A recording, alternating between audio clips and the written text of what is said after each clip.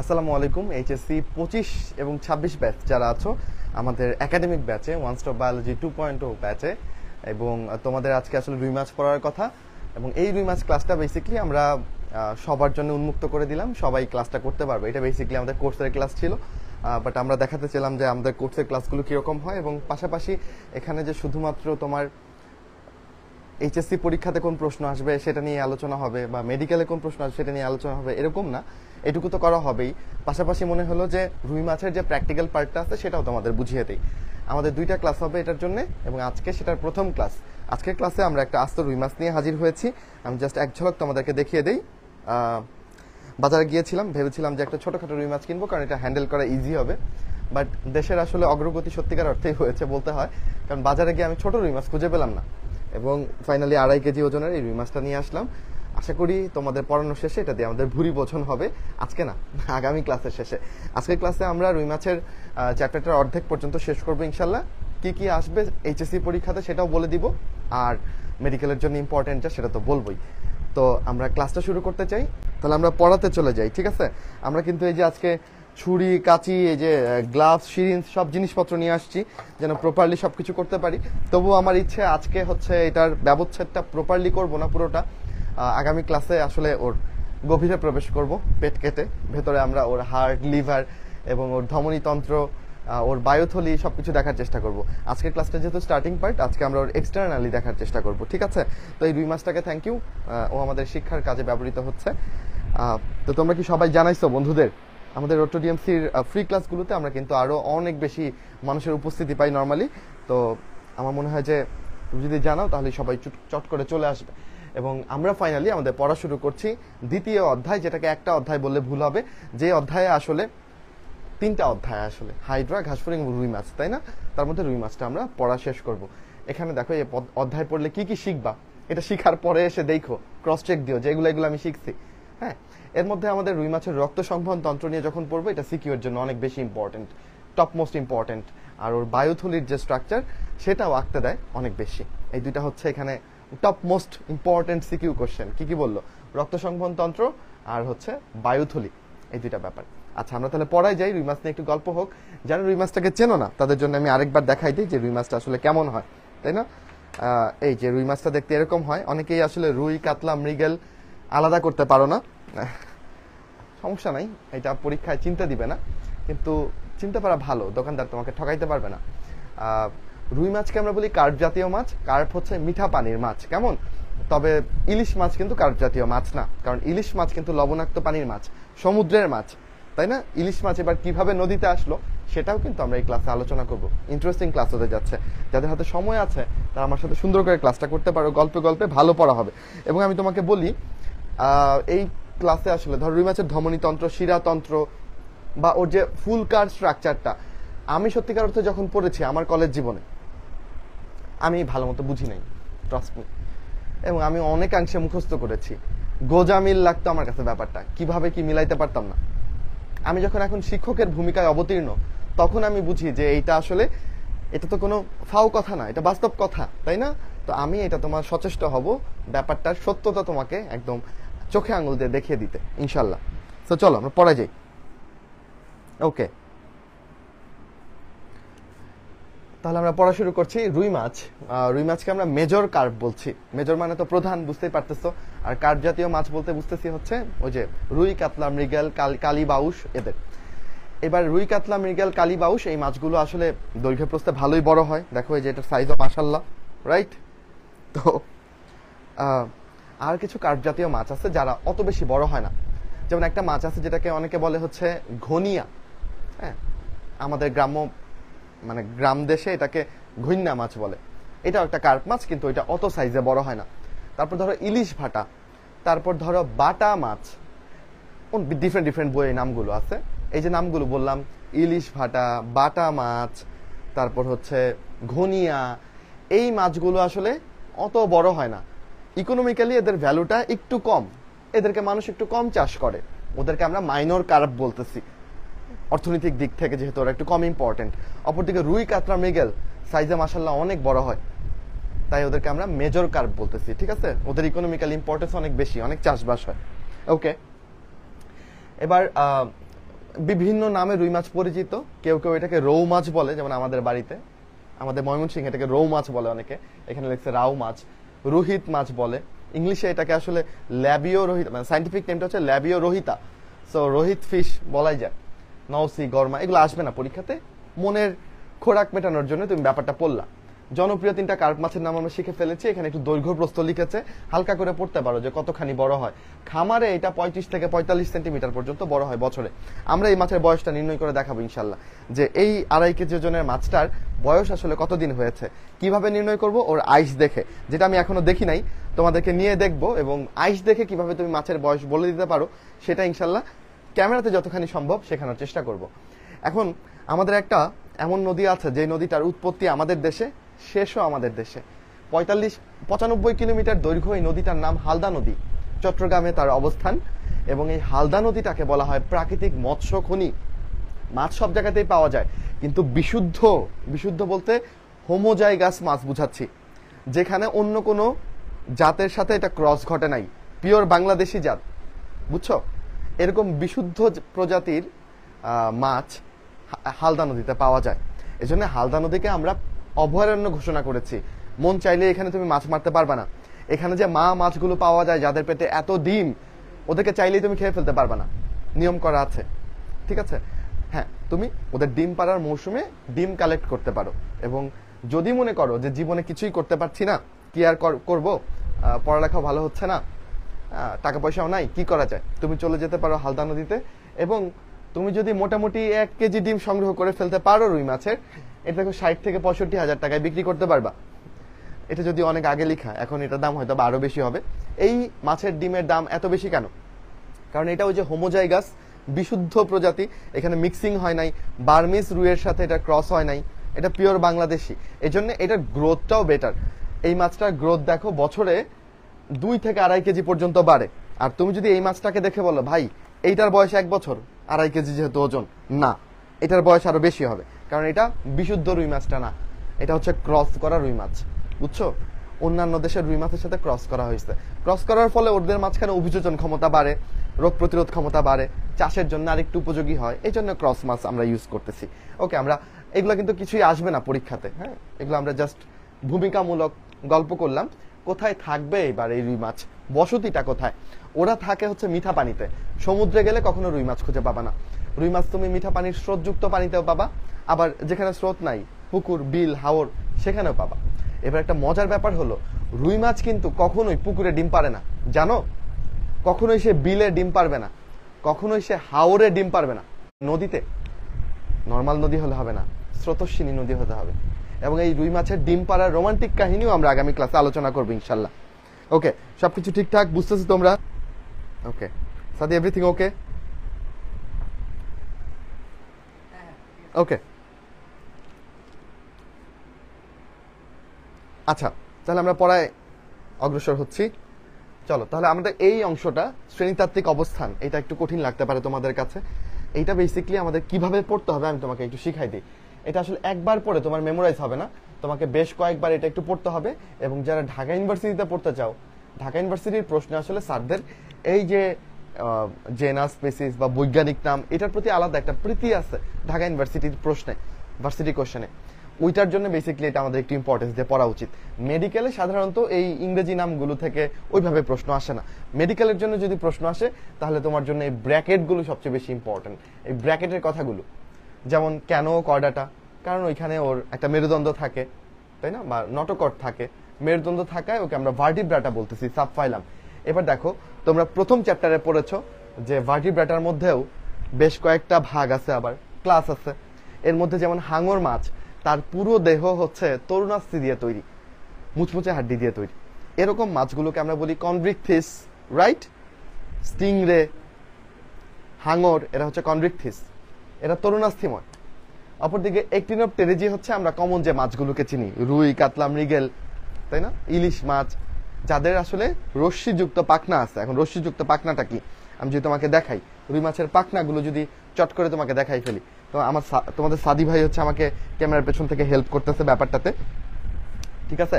তো আমি তোমাকে একটু পাখনাগুলো দেখাই রুই মাছের, যে কেন ওকে আসলে আমি একটিনোপটেরিজিতে ফেললাম, ঠিক আছে? দেখো, আমি একটু গ্লাভস পরে নিই, বারবার খুলবো আর পরবো। ওর পাখনাগুলো যদি আমি তোমাকে দেখাই এভাবেই, হ্যাঁ ওকে, দেখো পাখনাগুলোতে কিন্তু রশ্মি আছে, মানে কি শক্ত পোক্ত কাটা আছে কিছু, তাই না? আর এরকম পাখনা যদি কারো থাকে তাহলে সেটাকে আমরা বলি একটিনোপটেরিজি, ঠিক আছে? এটাকে তুমি অস্থিময় মাছও বলতে পারো, কারণ ভেতরের কাঁটাটা একদম হাড্ডির মতো। অপরদিকে তুমি যদি সার্কোপটেরিজি বলে আরেকটা ক্লাস আছে, ওদের পাখনা যদি দেখতা তাহলে দেখতে এই পাখনাটা পুরোটা হচ্ছে মাংসল, ঠিক আছে? মাংসল পাখনা। ওকে, তো আমরা তিনটা মাছের ক্লাস সম্পর্কে জানলাম, তাই না? একটা হচ্ছে কনভিকথিস, যেটা তরুণাস্থিময়, আরেকটা হচ্ছে একটিনোপটেরিজি, যেটা রশ্মিযুক্ত পাখনা, যেমন রুই মাছ এটার ক্লাসে পড়তেছে। আরেকটা হচ্ছে সার্কোপটেরিজি, সার্কো মানেই হচ্ছে মাংস, তাই না? সো মাংসল হওয়ায় ওদের পাখনা, এটা সার্কোপটেরিজি, প্রথম চ্যাপ্টারে দেখে আসবা। এরপর চলো ওদের অর্ডার কি। ওদের অর্ডার হচ্ছে সিপ্রিনিফর্মস। কেন? কারণ ওদের পার্শ্ব একটা রেখা আছে, পার্শ্ব রেখাটা তোমাকে দেখাই ফেলি। আচ্ছা, পার্শ্ব রেখাটা তুমি এখানে দেখো, মাছের এই যে গাদা আর এই যে পেটি, এই দুটার মধ্যে একটা ডিভাইডেশন কিন্তু আছে, মাছ খাওয়ার সময় তুমি এটা খেয়াল করো, রাইট? ওকে, এই যে এই বরাবর একটা লাইন থাকে, এটা আমি খুব ক্লোজলি দেখলে বুঝতে পারতেছি, আমি জানি না তোমরা বুঝতেছো কিনা। ওকে, ঠিক আছে, এই যে এই বরাবর লাইনটা, এইটা হচ্ছে আমাদের lateral line organ. Lateral line organ বা পার্শ্বরেখা অঙ্গ, এটা একটা সংবেদী অঙ্গ, বুঝছো? এবং এইটা দিয়ে ও আসলে সংবেদ গ্রহণ করতে পারে, আশেপাশের পানির গুণাগুণ, হ্যাঁ, বা কোনো কেমিক্যাল আছে কিনা এই ব্যাপারগুলো ও এই পার্শ্বরেখা অঙ্গ দিয়ে গ্রহণ করতে পারে। রেখাটা কি চিনছো? আইসটা তুলে ফেললে আরো বেটার দেখা যায়। এই যে গাদার মাছ আর পেটির মাছ, এই দুটা আলাদা হইতেছে হচ্ছে এই রেখা দিয়ে, এই বরাবর। ওকে, এইটা থাকার জন্য ওদের অর্ডার হচ্ছে আমাদের সিপ্রিনিফর্মস। আর ফ্যামিলিটাকে কি দিলাম দেখো তো, ফ্যামিলি হচ্ছে সিপ্রিনিডি, কারণ ওদের যে ভোমার হচ্ছে মুখমণ্ডলীয় একটা অস্থি, ওটা হচ্ছে ভোমার। এই ভোমারের মধ্যে কি নাই, কোনো দাঁত নাই, বুঝতে পারছো? এই জন্য ওরা হচ্ছে এই ফ্যামিলিতে পড়ছে। আর জেনাস স্পিসিস না পারলে তো চান্স হবে না কোথাও, এ প্লাস আসবে মতো লিখতে হবে, পরীক্ষা আসতে পারে। রুই মাছের বৈজ্ঞানিক নাম কি? তখন তোমাকে লিখতে হবে ল্যাবিও রোহিতা। লিখে কি করতে হবে বলো? তুমি তার ইটালিক করে লিখবা না, দিবা অবশ্যই, তাই না? ল্যাবিও লিখবা আলাদা দাগ, রোহিতা ছোট হাতের লিখবা।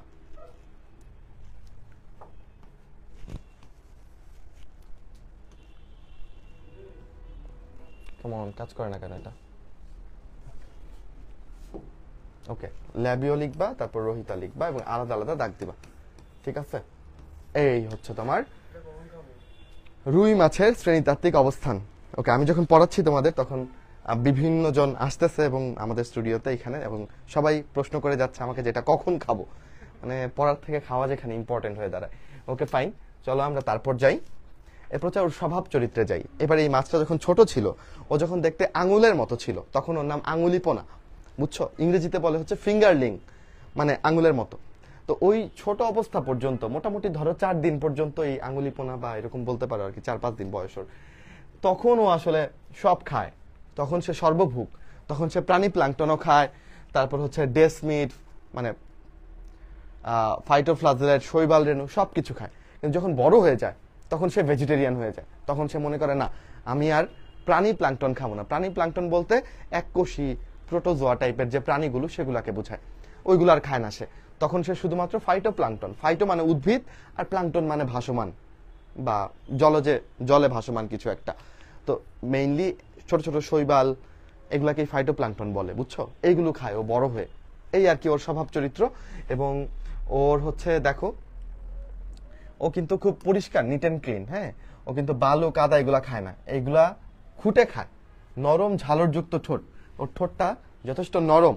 ওর ঠোঁটটা যদি একটু দেখাই, এটা দেখে তোমাদের মনে হতে পারে ওর পিঙ্ক লিপস, বাট আসলে আমি শিওর না এত পিঙ্ক আসলে হয় কিনা, নাকি এটা আসলে দোকানদার রং দিল, আমি জানি না। তো এই যে এই জিনিসটা ঝালরের মতো, ঝালর বলতে একটা নরম জিনিস বুঝাইছে, তো এটা বেশ নরম হয় আর কি, হ্যাঁ। তো এটা দিয়ে ও বোঝা যায় যে ও খুঁটে খায় এবং ও পুকুরের মধ্যম স্তরের খাবারগুলো খায়। আচ্ছা, তারপর আবার যদি যাই, দেখো ওর ফুলকায় সরু চুলের মতো কি থাকে, ফুলকা রেকার। আগামী ক্লাসে আমরা ওর ফুলকাটা এক্সট্রাক্ট করব, বের করে ফুলকা রেকারটাও তোমাকে দেখাবো। এই ফুলকা রেকারটা হচ্ছে ওর মাথার ভেতরটাই থাকে, ফুলকার নিচে, সেটা দিয়ে হচ্ছে ও আরেকবার ছাকে। এমনিতেই খুঁটে খাচ্ছে, কাদা একদম, কাদা টাদা সহ খেয়ে ফেলতেছে না, তার উপরে আবার একটা ছাকনির মতো ফুলকা রেকার থাকে, রেকার কেন বলতেছি, কারণ এটা অনেকটা এরকম খাঁচকাটা একটা স্ট্রাকচার, ফুলকার নিচে থাকে। হ্যাঁ, এবং এই প্রশ্নটা কিন্তু একবার ডেন্টালে আসছে, রুই মাছ কত ডিগ্রি সেন্টিগ্রেডের নিচে বাঁচে না। দেখো আমাদের দেশে কিন্তু অত শীত পড়ে না, তাই রুই মাছ আমাদের দেশে ভালোই বেঁচে থাকে। 14 ডিগ্রি সেন্টিগ্রেডের নিচে গেলে রুই মাছ আসলে জীবন মরণ সন্ধিহানে পড়ে যায়, আমি বাঁচবো না, মরবো। করোনার সময় আমি কি করলাম, রুই মাছ ছাড়লাম, বুঝছো? এবং আমি খুব আশা নিয়ে রুই মাছ ছাড়লাম। আমি তোমাদের রুই মাছ পড়াই, রুই মাছ সম্পর্কে তো জানি ব্যাপারটা, তো তবু আমার মাথায় ছিল না। আবেগে আমি শীতকালে ঠিক আগে আগে ছেড়েছি।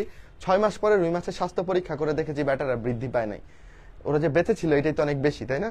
শীতকালে মরে যায় না একদম, বেঁচে থাকে, কিন্তু শীতকালে ওদের বৃদ্ধিও কিন্তু কম হয়। আর যদি অনেক শীত পড়ে তখন মাছ মরে যেতে পারে, এই আর কি। আর ওদের বৃদ্ধি সবচেয়ে বেশি হয় বসন্তকালে আর গ্রীষ্মকালে, বুঝতে পেরেছো? আচ্ছা, এবার প্লাঙ্কটনের পরিচয় তোমাকে দিয়েছে, যেটা অলরেডি আমি তোমাকে পড়াই ফেলছি, রাইট? এবং এই যারা ক্লাসটা করতেছো, বুঝতেছো, এখন পর্যন্ত কিন্তু আমরা কঠিন পড়ায় যাইনি, গল্পের মধ্যে আছি, তাই না? এখানে দেখো প্লাঙ্কটন গুলোকে আমরা দুই ভাগে ভাগ করতে পারি, ফাইটোপ্লাঙ্কটন এবং প্রাণী প্লাঙ্কটন।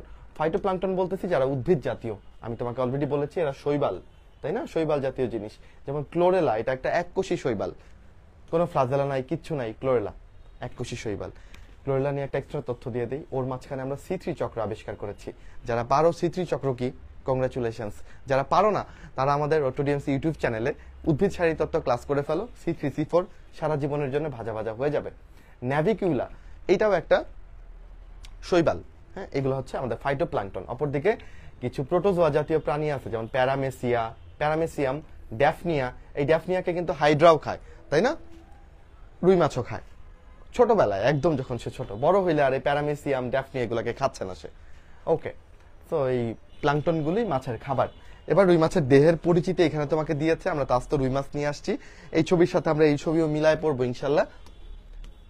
দেখো এই মাছটার ছবি দেখো আপাতত, পরে আমাদের মাছে যাচ্ছি। 3টা ভাগে ওর দেহকে ভাগ করতেছি। মাথা এখান থেকে নিয়ে এই পর্যন্ত, তাই না? ওর মাথায় কি আইস আছে কিনা, এখানে কোনো আইস থাকে কিনা, না, এখানে আইস নাই। এরপর হচ্ছে দেহকাণ্ড, তারপর হচ্ছে লেজ। লেজের মধ্যে আইস আছে কিনা, তুমি বলবা ভাই লেজেও আইস নেই। তুমি লেজ বলতে ভাবতেছো এইটুকু না, বাট আসলে তা না। লেজ কোত্থেকে দেখাইছে দেখো, এই পুরোটা হচ্ছে লেজ। এবং লেজের মধ্যে আইস আছে কিনা, অবশ্যই আছে, লেজে আইস আছে, মাথায় আইস নাই, মাথায় রাখবা, ঠিক আছে? তারপর ওর থাকে পাখনা। ওর কিছু পাখনা আছে জোড়ায় থাকে, আর কিছু পাখনা আছে একটা একটা থাকে। জোড়ার পাখনাগুলোকে আমরা বলি যুগ্ম পাখনা, একটা একটা যেগুলো থাকে সেটাকে বলি অযুগ্ম পাখনা। তো আমি পাখনাগুলোর নাম তোমাকে শিখাই ফেলবো এখনই। হ্যাঁ, সেই ক্ষেত্রে আমার এই রুই মাছটা দেখাই, তারপর এখান থেকে আবার জিজ্ঞেস করবো, তুমি বলবা। পিঠের দিকে এই পাখনাটার নাম পৃষ্ঠ পাখনা, কানকোর ঠিক নিচে এখানে বুকের এখানে পাখনাটার নাম বক্ষ পাখনা, এটা শ্রোণী, এটা পায়ু পাখনা এখানে, কারণ এখানে একটা পায়ু ছিদ্র থাকে, আর এটা হচ্ছে পুচ্ছ পাখনা। এই 5 রকমের পাখনা থাকে, কিন্তু এটাকে 2 ভাগে ভাগ করি। কেউ কেউ থাকে জোড়ায় জোড়ায়, কেউ কেউ থাকে হচ্ছে একলা একলা। এবার চলো আমরা একটু দেখি যে কারা আসলে জোড়ায় জোড়ায় থাকে। সাদিক, একটু মাছে আসি আমরা। এই বুঝতেছো তোমরা ক্লাসগুলো? বন্ধুদের জানাইছো ক্লাস চলতেছে যে নাকি? চলো আমরা তাহলে রুই মাছটাকে দেখি, সুন্দর করে দেখি। দেখো, এরপর বাসায় রুই মাছ আনলে নিজেও মিলায় দেখবা। তাহলে এটা কি বলো? এই যে পৃষ্ঠ পাখনা দেখতেছো, একদম পিঠে থাকে। এবং পাখনা রশ্মিগুলো আমরা শিখে ফেলবো, ঠিক আছে? পৃষ্ঠ পাখনায় পাখনা রশ্মি যদি তুমি গুনো, তাহলে দেখবা 15 থেকে 16টা পাখনা রশ্মি থাকে। পৃষ্ঠর পরে চলে আসবা তুমি বক্ষ পাখনাতে। বক্ষ পাখনা কিন্তু 2 পাশে 2টা, মানে এটা কি একটা যুগ্ম পাখনা, তাই না? বক্ষ পাখনাটা দেখছো বুকের কাছে যে থাকে, দেখছো? আচ্ছা, এটা উঠে যাচ্ছে। এইখানে কয়টা ভাই পাখনা রশ্মি থাকে? এটা দেখতে একটু ছোট মনে হচ্ছে, কিন্তু এখানে পাখনা রশ্মির পরিমাণ কিন্তু আর একটু বেশি। এখানে 15 থেকে 16, এখানে 16 থেকে 17। মিল আছে না বলো?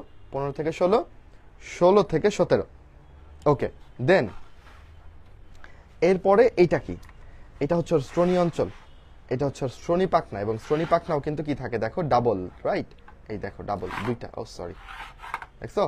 এবং এইখানে তুমি প্রত্যেকটা পাখনাতে 9টা পাখনা রশ্মি পাবা। 1 2 3 4 5 6 7 8 9, একদম পারফেক্ট। দেখছো, এটা রুই মাছ, প্রমাণিত।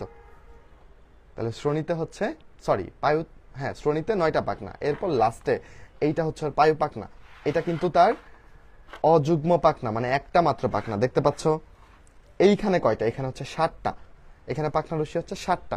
তাহলে মনে রাখা কিন্তু কঠিন কিছু না। পিঠ থেকে শুরু করলাম 15 থেকে 16, এখানে কত 16 থেকে 17, এটাই 9 আর এটাই 7টা পাখনা রশ্মি। আর একদম লাস্টে এটা হচ্ছে আমাদের পুচ্ছ পাখনা, এটাই ওর প্রধান চলনাঙ্গ, এটা নাড়িয়ে নাড়িয়ে ও চলে, তাই না? এখানে থাকে 19টা, এখানে 19টা পাখনা রশ্মি থাকে। পাখনা রশ্মিগুলোও শিখে ফেললাম। এবার তোমাদের কনফিউশন লাগতে পারে, ভাই কোনটা জোর আর কোনটা বিজোড়, এটা কেমনে মনে রাখবো? যাদের নামে প আছে, প আছে কার নামে দেখো, পৃষ্ঠ পাখনা, রাইট? পৃষ্ঠ পাখনা, তারপর পুচ্ছ পাখনা, প দিয়ে শুরু, তারপর পায়ু পাখনা, এই তিনটাই প দিয়ে শুরু, আর এই তিনটাই হচ্ছে সিঙ্গেল সিঙ্গেল থাকে। তাহলে যাদের নাম প দিয়ে শুরু তারা হচ্ছে সিঙ্গেল পাখনা। অযুগ্ম পাখনা আর যুগ্ম পাখনাকে মনে রাখবা হচ্ছে দুইটা, এই যে বক্ষ পাখনা আর শ্রোণী পাখনা। তাহলে পাখনার হিসাব গেল আমাদের। বলো পাখনা ডান। এবার আরেকটা ব্যাপার দেখাইতে চাই তোমাকে, ওর লেজটা দেখাইতে চাই, ঠিক আছে? লেজ, ওকে। দেখো তো এই লেজের যে দুইটা ভাগ, এটা একদম সমান সমান না? আমি যদি নিচে হাতটা দেই তুমি বুঝতে পারবে আশা করি। লেজের দুইটা ভাগ, ঠিক আছে? লেজের দুইটা ভাগ সমান সমান, এরকম লেজকে আমরা বলি হোমোসার্কাল লেজ। কি বলি বলো? হোমোসার্কাল। আর হাঙরের লেজ তুমি যদি দেখো তাহলে দেখবা যে এই একটা ভাগ অনেক বড়, আরেকটা ভাগ ছোট। আমি একে দেখাচ্ছি, ওইটাকে বলবা হেটারোসার্কাল। তাহলে আমি আরেকটা ব্যাপার শিখে ফেললাম যে এক্টিনোপটেরিজির লেজটা হচ্ছে হোমোসার্কাল, হ্যাঁ, দুইটা ভাগ সমান। আর কনরিকথিসের ক্ষেত্রে এটা হচ্ছে হেটারোসার্কাল। ওকে, আচ্ছা, তাহলে আমি আর আর কিছু জিনিস দেখাই ফেলি, যেহেতু আমি হাতে গ্লাভস পরেই ফেলছি। হ্যাঁ, এখন আমরা ভালো মতনে দেখে নিই। ওকে, দেখো ওর হচ্ছে নাসারন্ধ্র থাকে, ওর নাসারন্ধ্রটা তোমাকে দেখাই। তাদের একটু ভালো মতো জুম করিস ভাই। এই যে এইখানে, এই যে আমি আঙুলটা সরাই ফেললে তুমি কি দেখবা? নাসারন্ধ্রটা দেখবা, চোখের একটু সামনে। দেখছো জোস?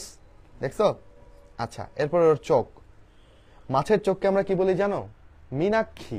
মিন মানে মাছ আর অক্ষী মানে চোখ। ওর চোখে কিন্তু কোনো পাতা নাই, দেখছো? ওর চোখে কোনো পাতা নাই। যাদের চোখের পাতা ছোট বা চোখ দেখতে সুন্দর, ওদেরকে অনেকে মীনাক্ষী বলে। মাছের চোখ কবি সাহিত্যিকদের কাছে সুন্দর লাগে আর কি। এনিওয়ে, চোখের পাতা নাই। আর এটা হচ্ছে ওর কানকো, চিনতেছো? কানকোর নিচে থাকে ব্রাকিওস্টেগাল পর্দা। এই বাচ্চারা অনেকেই ব্রাকিওস্টেগাল পর্দা কোনোদিন দেখে নাই বা দেখলেও চিনে না। আমি চিনাই একটু ব্রাকিওস্টেগাল পর্দা কোনটা। এই দেখো কানকোর ঠিক নিচে এই পর্দাটা কি খেয়াল করতে পারছো? এই যে, এই দেখো লিকলিকে পর্দাটা দেখতেছো? এই যে দেখছো, এইটাই হচ্ছে আমাদের ব্রাকিওস্টেগাল পর্দা। চিনছো সবাই? এটা কিন্তু শ্বসনে হেল্প করে। হ্যাঁ, এটা রুই মাছের শ্বসনে হেল্প করবে। তো এটা ওই পাশেও আছে, দুই পাশেই আছে, তাই না? আচ্ছা, আর এইদিকে ওর তো আসলে দাড়ি থাকে না, কিন্তু একটু করে উপবৃদ্ধি থাকে, এটাকে ম্যাক্সিলারি বারবেল বলে। এই বারবেলটা এখানে অত ভালো বোঝা যাচ্ছে না, দেশি রুইতে একটু ভালো বোঝা যায়, ক্রস রুইতে আরো একদম কম বোঝা যায়, যেটা এখানে তেমন বোঝা যাচ্ছে না। আচ্ছা, গেল। তাহলে মাথার পার্টটা ডান। তাহলে দেখো ওর মাথা কতটুকু? এই যে এইটুকু, শুধু মাথায় কোনো আইস নাই এখানে। হ্যাঁ, এটুক দেহকাণ্ড, দেহকাণ্ডেও আইস আছে, লেজেও কিন্তু আইস আছে, এখান থেকে লেজ। আর ওর ছিদ্র কয়টা থাকে আসো দেখাই। ওর হচ্ছে মেইনলি 3টা ছিদ্র থাকে। কোথায়? এই এক জায়গাতেই। এখানে কি কি ছিদ্র আছে জানো? এখানে আছে হচ্ছে ওর পায়ু ছিদ্র, এখানে আছে ওর রেচন ছিদ্র, এখানে আছে ওর জনন ছিদ্র। 3টা একসাথে আছে। এবং আমি ওর পেটে আসলে ডিম বা স্পার্ম এগুলা কিছু নাই, তো কিছু বের হওয়ার কোনো সম্ভাবনা নাই, আসলে পেটে কিছুই নাই। এদিক দিয়ে কিন্তু ওর ডিম্বাণু ছাড়ে, স্ত্রী মাছ হইলে এদিক দিয়েও শুক্রাণু ছাড়ে, ঠিক আছে? 3টা ছিদ্র আছে এখানে, পায়ু ছিদ্র, রেচন ছিদ্র আর হচ্ছে জনন ছিদ্র। ওকে, এই তো। আর এখন আমাদের পড়তে হবে আইস, দ্য মোস্ট ইম্পর্টেন্ট থিং, যেটার ছবি সিকিউতে আঁকতে দেয়। তাহলে আমি আইসটা ভালো মতো বুঝাবো। কয়জন দেখতেছো আমাদের ক্লাস? ওকে, আরো মানুষরা জানাও। আইসটা দেখে আমরা এই রুই মাছের বয়স নির্ণয় করবো এখন, ঠিক আছে? রেডি তোমরা? তাহলে আমি একটা আইস তুলতেছি। ওকে, মাঝখান থেকেই তুলি। দেখো আইসটা কিরকম দেখতে। আচ্ছা, আমি আইসটাকে দেখো তুলতে গেলে আইসটার ভেতরে দেখো আমার পকেটের মধ্যে আঙুল ঢুকে গেছে, দেখতে পাচ্ছ? এই যে পকেটের মধ্যে আঙুল ঢুকে গেছে, এইটা হচ্ছে ডার্মাল পকেট। ডার্ম মানে ত্বক, এটা ত্বকের পকেট। এই পকেটের মধ্যে আইস ঢুকানো থাকে। এখন আমি এখানে টান দিয়ে আইসটা বাইর করে ফেলতেছি। ওকে, আইস বের হয়ে চলে আসছে, দেখো জোস একটা আইস, দেখছো? আচ্ছা, এবার এই আইসের অংশগুলো আমি তোমাকে চিনাবো। আমাদের বইতেও আমি সিমালটেনিয়াসলি একটু পরেই তোমাকে দেখাবো। আইসের ছবি কিন্তু আঁকতে দিবে। আচ্ছা, বই দেখুক আর আমি এখান থেকে দেখাই। ওকে, দেখো তো ছবিটা মিলতেছে কিনা, আমি পাশাপাশি ধরি। ওকে, কোনটা যে আসলে ফোকাস করবে? ওকে, আচ্ছা এইখানে কোথায় ধরবো? এইখানে দেখাবো? হ্যাঁ, লেন্সের সামনে। আচ্ছা, এটা এইভাবে ধরলে হবে না, আমার হাতের উপর রাখবো কি? না, হাতের উপর রাখলে বোঝা যাবে না। সো এটা আইস।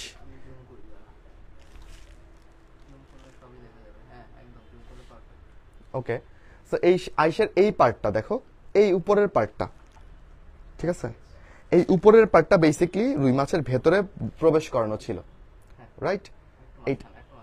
এইটা একদম উপরের পার্টটা, যেটা হচ্ছে ডার্মিসের পকেটের মধ্যে ঢুকানো ছিল। এবং এই পার্টটাতে বেসিক্যালি কিছু লাইন দেখা যাচ্ছে। এটা আসলে ক্যামেরার লেন্সে আসবে কিনা, এগুলোকে আমি যদি এখানে তোমার কিছু একটা দিয়ে দেখাই, এটা দিয়ে দেখাই, মনে করো এই বরাবর কিছু লাইন আছে, ঠিক আছে, এটাকে আমি বলতেছি রেডি। এরকম বেশ কয়েকটা রেডি থাকে। আর সেন্টারটা, সেন্টার কোনটা ভাই? এই যে এটা হচ্ছে সেন্টার, ঠিক আছে। এই সেন্টারটাকে আমি বলতেছি হচ্ছে ফোকাস বা নিউক্লিয়াস। সেন্টারটাকে নিউক্লিয়াস বা ফোকাস বলতেছি। আর এই অংশটা কিন্তু উন্মুক্ত, এই যে কালারফুল দেখতেছো না একটু, এটা কিন্তু একটু উন্মুক্ত অংশ, এটা বাইরে থেকে দেখি, রাইট? ওকে, এইবার এখানে সার্কেল বরাবর কিছু কিছু সার্কেল দেখা যায় এখানে, হ্যাঁ, এগুলোকে আমরা সার্কুলি বলি। সার্কেলগুলোকে বলে সার্কুলি, এটাকে সার্কুলি বলে। কিছু সার্কুলি আবার অনেক গাঢ় রঙের হয়ে যায়। আমি নিজের চোখ দিয়ে দেখি, তোমরা ক্যামেরাতে ধরে বুঝবা কিনা জানি না। এইখানে আমি দাঁড়াও, আমি গুনে দেখি একটু। এখানে আমি এইভাবে যদি ধরি, আমি তো ভালোই দেখতে পাচ্ছি, এই লাইটটা জোস দেখতে পাচ্ছি। ওকে, এইখানে মোটামুটি আমি সার্কুলিগুলো স্পষ্ট দেখা যাচ্ছে এবং তিনটার মতো লাইন দেখতে পাচ্ছি, তিনটা গাঢ় লাইন দেখতে পাচ্ছি, তিনটা একটু ডিপ। সো আমি এটার বয়স যদি বলি, তাহলে এটার বয়স অ্যারাউন্ড মানে 3 বছর, 2 থেকে 3 বছরের মধ্যে কিছু একটা হবে। লাস্ট লাইনটা আসলে বেশ মানে তেমন এখনো গাঢ় হয়ে উঠে নাই। 3 বছর ধরতে পারো এই মাছের বয়স, 2 থেকে 3 বছর হবে আর কি। এভাবে অ্যানুলাস দেখে আমরা খেয়াল করতে পারি। এই ছোট্ট আইস দেখে আসলে এইভাবে বোঝা কষ্টকর। আমি এই জন্য যাবো কোথায় জানো? আমি যাব হচ্ছে স্ক্রিনে। সাদি, আমরা একটু এইখানে ছবিতে একটু দেখাই। এবার এই ছবিতে আমরা আইসের ব্যাপারটা একটু বোঝার চেষ্টা করি। আসো, আমাদের আসলে তো আমি এই আইসটা আঁকবো, রাইট? আচ্ছা, আমি এই হাত বাম হাত দিয়ে পড়াবো এখন তোমাদের, ঠিক আছে? দেখো, আমি তোমাকে কি কি দেখাইছি। এই যে আইস ছিল, এই আইসের উপরই ভাগ, এটা পকেটে ঢুকানো ছিল। এই অংশটা হচ্ছে এইটা, যেটাকে আমরা প্রথিত অংশ বলতেছি, যেটা ভেতরে ঢুকানো থাকে। এই অংশে তুমি একটা রুই মাছ নিয়ে দেখো, সুন্দর করে রেডি গুলা বোঝা যায়। এই যে এই বরাবর যে নীল রঙের দাগগুলো দিচ্ছে, এগুলো হচ্ছে রেডি। এই রেডি গুলা স্পষ্ট বোঝা যায়, সুন্দর বোঝা যায়। এইটা হচ্ছে আমাদের ফোকাস বা নিউক্লিয়াস, দেখছো? এরপর এখানে দেখো গোল্লাকার যে রেখাগুলো আছে, এগুলোর নাম কি? এগুলোর নাম হচ্ছে সার্কুলি। কিছু সার্কুলি আছে যেগুলো গাঢ় হয়। প্রত্যেক বছর এরকম একটা করে গাঢ় সার্কুলি পাওয়া যায়। প্রত্যেক বছরে যেহেতু তৈরি হয়, এই জন্য অ্যানুয়ালি তৈরি হচ্ছে ব্যাপারটা, তো এটাকে আমরা অ্যানুলাস বলতেছি। প্রথম বছর শেষে রুই মাছের বয়স যখন 1 বছর, তখন তুমি অ্যানুলাস 1 পাবা। 2 বছর শেষে ওর অ্যানুলাস পাবা 2, বুঝছো? এবং বছর 3টা শেষ হইলে অ্যানুলাস 3 পাবা। 4টা শেষ হইলে 4টা অ্যানুলাস পাবা, গাঢ় রঙের একটু রেখা পাবা। এইভাবে তুমি আইস দেখে বয়স নির্ধারণ করতে পারো। আর এই অংশটা কি? উন্মুক্ত অংশ, যেটা একটু কালারফুল এইখানে, তাই না? এই যে এই পার্টটা, এটা একটু উন্মুক্ত অংশ। এই তো, এই হচ্ছে একটা আইসের অংশ। আর পার্শ্বক্ষেত্র তো বুঝতে পারতেছো। রুই মাছের আইস আঁকা কি কোনো কঠিন ব্যাপার? কি কি অংশ আছে এটা একবার নিজে হাতে নিয়ে দেখে ফেলে আর কখনো ভোলা যায়? কখনোই ভোলা যায় না। সো রুই মাছের আইস আমরা দেখে ফেললাম, তাই না? এবার রংটা যদি একটু দেখাই, আবার মাছে যদি যাই, সাদি, রুই মাছের আইসের রং কিরকম হয় দেখো। ডার্মিসের পকেট থেকে আমি এটাকে তুলে নিয়ে আসলাম, ডার্মিসের পকেট থেকে আইসটা তুলে নিয়ে আসলাম। আইসের যেই পার্টটা উন্মুক্ত সেটাতে রং থাকে, তাই না? এবং এই রংটা দেখো প্রান্তের দিকে বেশ কালচে রঙের, বা এখানেও তুমি দেখতে পারো। এইখানে দেখা সাথী, বেশি জুম হয়ে যাচ্ছে, একটু কম জুম করে এইখানে দেখা। হ্যাঁ, ওরা আমার শার্টের ডোরা কাটা দাগ দেখতেছে জাস্ট। হ্যাঁ, ওকে, এইখানেই দেখো তুমি, দেখো প্রত্যেকটা আইসের সেন্টারে কিন্তু লালচে দেখা যাচ্ছে, দেখছো? আর চারপাশে কি? কালচে। তো আইসগুলো মোটামুটি এরকমই, সেন্টারটা লালচে, চারপাশ কালচে। আর প্রজনন ঋতুতে এই লালচে রংটা আরো বেশি লাল হয়। যেমন এই ব্যাটা, আমি স্টিল কনফিউজ যে এই রংটা কি আসলে ওর নিজের এত বেশি প্রমিনেন্ট লাগতেছে, মানে নাকি এটা আসলে বিক্রেতা মেরে দিচ্ছে রং, নট শিওর। যে তাই হয়ে থাকে তাহলে আমি ওর বলতে পারি যে ও মোটামুটি প্রজনন ঋতুতে আছে, কারণ প্রজনন ঋতুতে ওর আইসটা আরো বেশি লালচে দেখায়, বুঝছো? আর এটা যদি জলজ পরিবেশে থাকে, যেই পরিবেশে মনে করো অনেক বেশি কি থাকে, ফাইটোপ্লাঙ্কটন আছে, শৈবাল আছে, ওদের ক্ষেত্রে আইসের গায়ের মানে এটা একটু সবুজা ভাব হয়, একটু সবুজ রঙের হয়। আর আইসের বৃদ্ধি সবচেয়ে বেশি হয় কখন বলো?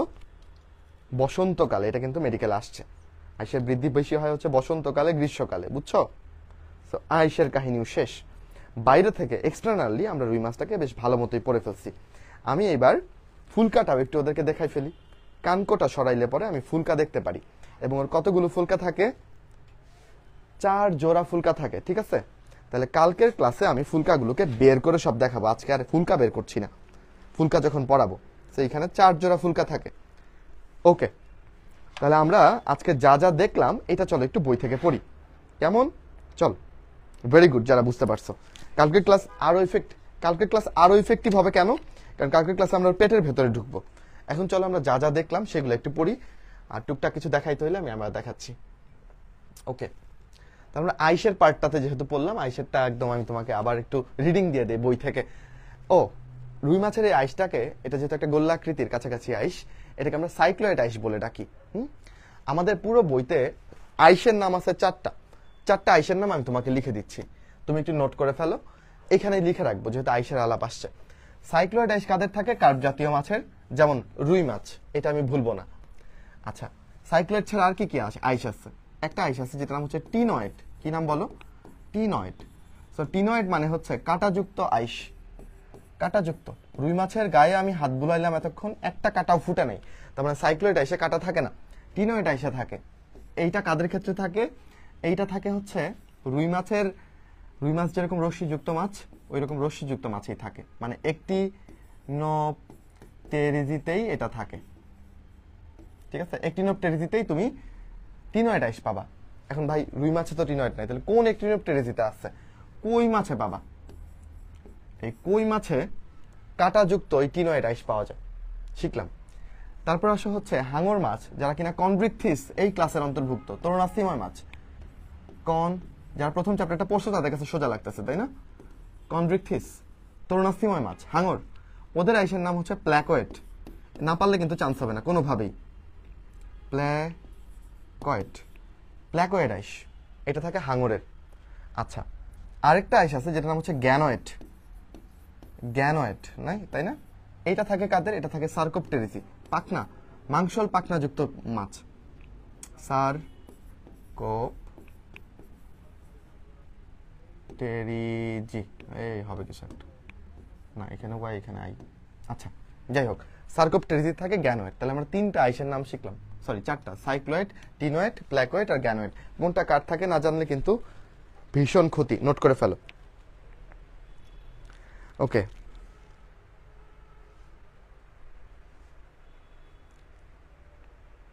বুঝতেছো তোমরা?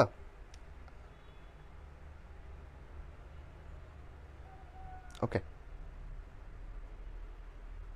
আচ্ছা, তাহলে আমরা আইস পড়ে ফেললাম। এবার আমার দেখানোর কথা ছিল লেজ। রুই মাছের লেজ আমরা দেখে ফেলছি, সেটা হচ্ছে এরকম, রাইট? এরকম লেজকে আমি বলি হোমো সার্কাল। আর তাহলে এটা থাকতেছে অ্যাক্টিনোপটেরিজিতে, রুই মাছে। এবারে যে কনব্রিকথিস, হাঙর মাছের লেজ তুমি যদি দেখো, এটা কেমন জানো? এটা হচ্ছে এরকম,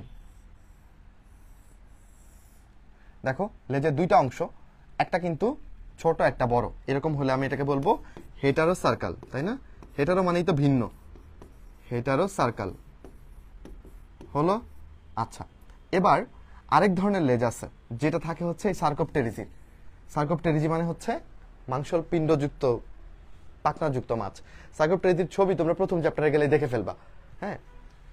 আচ্ছা, ওইটার লেজটা কিরকম? ওইটার লেজটা হচ্ছে এরকম, 2টা প্রান্ত এসে মিলে যায়। এখানে 2টা প্রান্ত আলাদা হয়ে গেছে না? এই লেজের 2টা প্রান্ত হচ্ছে মিলে গেছে, পাতার মতো হয়ে গেছে। এই যে মাছ, এই যে এটা মনে করো মাছ, ঠিক আছে? লেজ হচ্ছে 2টা প্রান্ত সেরকম মিলে গেছে। এই লেজকে তুমি কি বলবা? এটাকে বলবা ডাইফি সার্কাল। কি বলবা বলো? DYFI circle. ডাইফি সার্কাল লেজ কোথায় পাবো? সার্কোপটেরিজিতে পাবো। 3 রকম লেজ শিখলাম, 4 রকম আইস শিখলাম। বলো এটা কি আর মিস করবো? কখনো মিস করবো? করবো না, করলে কিন্তু ক্ষতি আমাদের। ওকে, এগুলো সব বলে ফেলছি। ডার্মাল পকেট টকেট, এগুলো রিডিং পড়লেই এখন তোমার মানে অসম্ভব রকমের ইজি লাগবে। আচ্ছা, এবার রাসায়নিকভাবে আইসের মধ্যে কি থাকে? চুন থাকে, মানে ক্যালসিয়াম অক্সাইড থাকে, আর কোলাজেন থাকে। কোলাজেন হচ্ছে এক ধরনের প্রোটিন যেটা একটু ফাইব্রাস, হ্যাঁ, তন্তুময় প্রোটিন। ওকে, হ্যাঁ, এগুলো এখন রিডিং পড়বে, এগুলো সব বলে ফেলছি। অ্যানুয়ালির বাংলা করছি কি? বার্ষিক বৃদ্ধি রেখা, এক বছরে এটা তৈরি হয় আর কি। এটা দিয়ে মাছের বয়স এবং বৃদ্ধি হার নির্ণয় করা যায়। বসন্তকাল, গ্রীষ্মে এই আইসের অধিক বৃদ্ধি ঘটে। 3টা অংশে ভাগ করতেছি। সামনের দিক অগ্রক্ষেত্র, যেটা হচ্ছে ডার্মিসের পকেটে ঢুকানো থাকে, রাইট? আমি তোমাকে দেখাইছি অগ্রক্ষেত্র। এটা কি দিয়ে তৈরি? তন্তুময় যোজক টিস্যু, কানেকটিভ টিস্যু, যেটা ফাইব্রাস। আচ্ছা, পশ্চাৎ ক্ষেত্র, এটা কি দিয়ে তৈরি? ডেন্টিন নির্মিত। আমাদের দাঁতের যে উপাদান সেটাও ডেন্টিন, ঠিক আছে?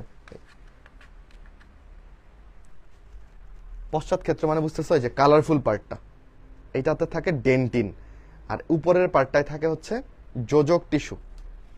ওকে, আর পার্শ্বক্ষেত্র কিছু লাগবে না এখান থেকে। এই তো আইস ওদের প্রতিরক্ষাকারী অঙ্গ, আইস ওদেরকে বাইরের আঘাত থেকে বাঁচায়। কিন্তু এটা ছাড়াও মাছের শ্রেণীবিন্যাস করতে আইস আমাদের হেল্প করতেছে। বিভিন্ন টাইপের আইস আছে। বয়স এবং বৃদ্ধি হার নির্ণয় করতে আইস ভূমিকা রাখতেছে, রাইট? আইসের ব্যাপার কিন্তু আমরা খুব ভালো মতো পড়ে ফেলেছি। পাখনার ব্যাপারে কিন্তু আমরা আলোচনা করেছি। অযুগ্ম পাখনা কেমনে চিনবো বলতো? যাদের নামে প আছে তারাই হচ্ছে অযুগ্ম, পৃষ্ঠ, পায়ু আর পুচ্ছ, তাই না? আর বক্ষ পাখনা, শ্রেণী পাখনা হচ্ছে যুগ্ম পাখনা। কার কয়টা পাখনা রশ্মি থাকে এবং কার কাজ কোনটা, এগুলো একটু রিডিং পড়বা, মজা আছে। মেইনলি পরীক্ষাতে আসবে, যেটা না পারলে চান্স হবে না, সেটা হচ্ছে রুই মাছের প্রধান চলনাঙ্গ হিসেবে কোনটা কাজ করে। ওদের হচ্ছে কর্ডাল ফিন বা পুচ্ছ পাখনা, লেজ বলতে যেটাকে চেনো সেটা হেল্প করে। কেমন? ওকে, পাখনা রশ্মিগুলা তোমাদের আসলে মনে থাকে না। তুমি এটাকে কিভাবে মনে রাখবা জানো? পাখনা রশ্মিকে বেসিক্যালি তুমি এইখানে লিখে ফেলবা, এই ছবিতে। আমি তো তোমাকে একবার বলছি, তাই না? তুমি এখন এটাকে এইখানে লিখে ফেলবা, তাহলে ছবি দেখলেই তোমার মনে পড়ে যাবে। তাহলে পৃষ্ঠতে বলছি 15 থেকে 16, এরপরে চলে যাব হচ্ছে বক্ষতে, কত বলো? 16 থেকে 17। সিকোয়েন্সটা মজার না? শ্রোণীতে 9। আচ্ছা দেখো, শ্রোণী ন দিয়ে একটা 9 চলে আসতেছে না, বা 9 চলে আসতেছে না? শ্রোণীতে 9, পায়ুতে হচ্ছে 7, আর পুচ্ছতে হচ্ছে 19। এই তো পাখনা রশ্মিগুলো এভাবে লিখে রাখবো, হয়ে গেল। রুই মাছের যে দেহের আকৃতিটা, এটা ওদের সাতটাইতে দারুণ হেল্প করে। এবং ওদের কোনটা বেশি বলো? প্রস্থ বেশি নাকি উচ্চতা বেশি? যারা বুঝতেছো না, আমি একটা রুই মাছের পিস আঁকতেছি, ঠিক আছে? তুমি যে রুই মাছ খাও কেটে, ওইটা দেখতে কেমন এখানে আঁকি, দাঁড়াও। রুই মাছকে কাটলে এরকম দেখবে না? ওকে, ধরো এটা ওর কাটাটা। সাদি, রুই মাছ হয়েছে? জোস হয়েছে না? ওকে, এটা ধরো ওই যে আমি রুই মাছের একটা পিস আঁকলাম, এই পিসের প্রস্থ হচ্ছে এটা, ঠিক আছে? এটা হচ্ছে প্রস্থ। তাহলে তুমি বলো, প্রস্থ বেশি নাকি উচ্চতা বেশি? কোনটা বেশি? অবশ্যই উচ্চতা বেশি। তাহলে রুই মাছের প্রস্থ থেকে উচ্চতা বেশি হওয়ায় এই আকৃতিটাকে আমরা বলি স্ট্রিমলাইনড আকৃতি। এই আকৃতি থাকলে তুমি পানি কেটে সুন্দর সাঁতরাইতে পারবা। রুই মাছের আকৃতি স্ট্রিমলাইনড, স্ট্রিম মানে হচ্ছে স্রোত, বুঝছো?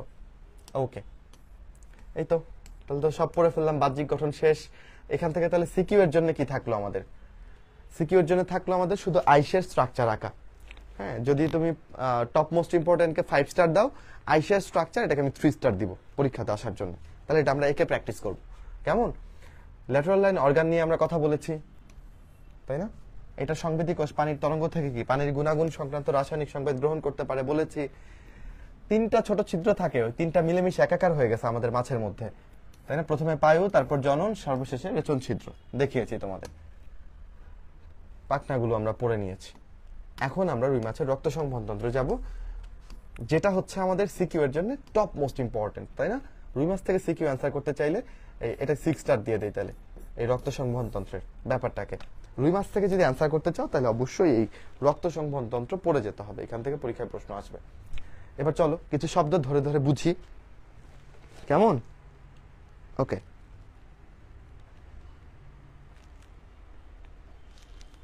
আচ্ছা, প্রথমে দেখো এটা বদ্ধ প্রকৃতির।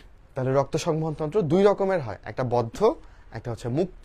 এটা আমাদের বুঝে নিতে হবে। ঘাসফড়িং যখন ক্লাস নিয়েছি সেটাও কিন্তু বুঝিয়েছি। এবার রুই মাছেও যেহেতু কথাটা আসছে আবার বুঝাই দিব, সমস্যা নেই। কিন্তু এটা যদি না পারো তাহলে কিন্তু কোথাও না কোথাও আটকে যাবে আসলে।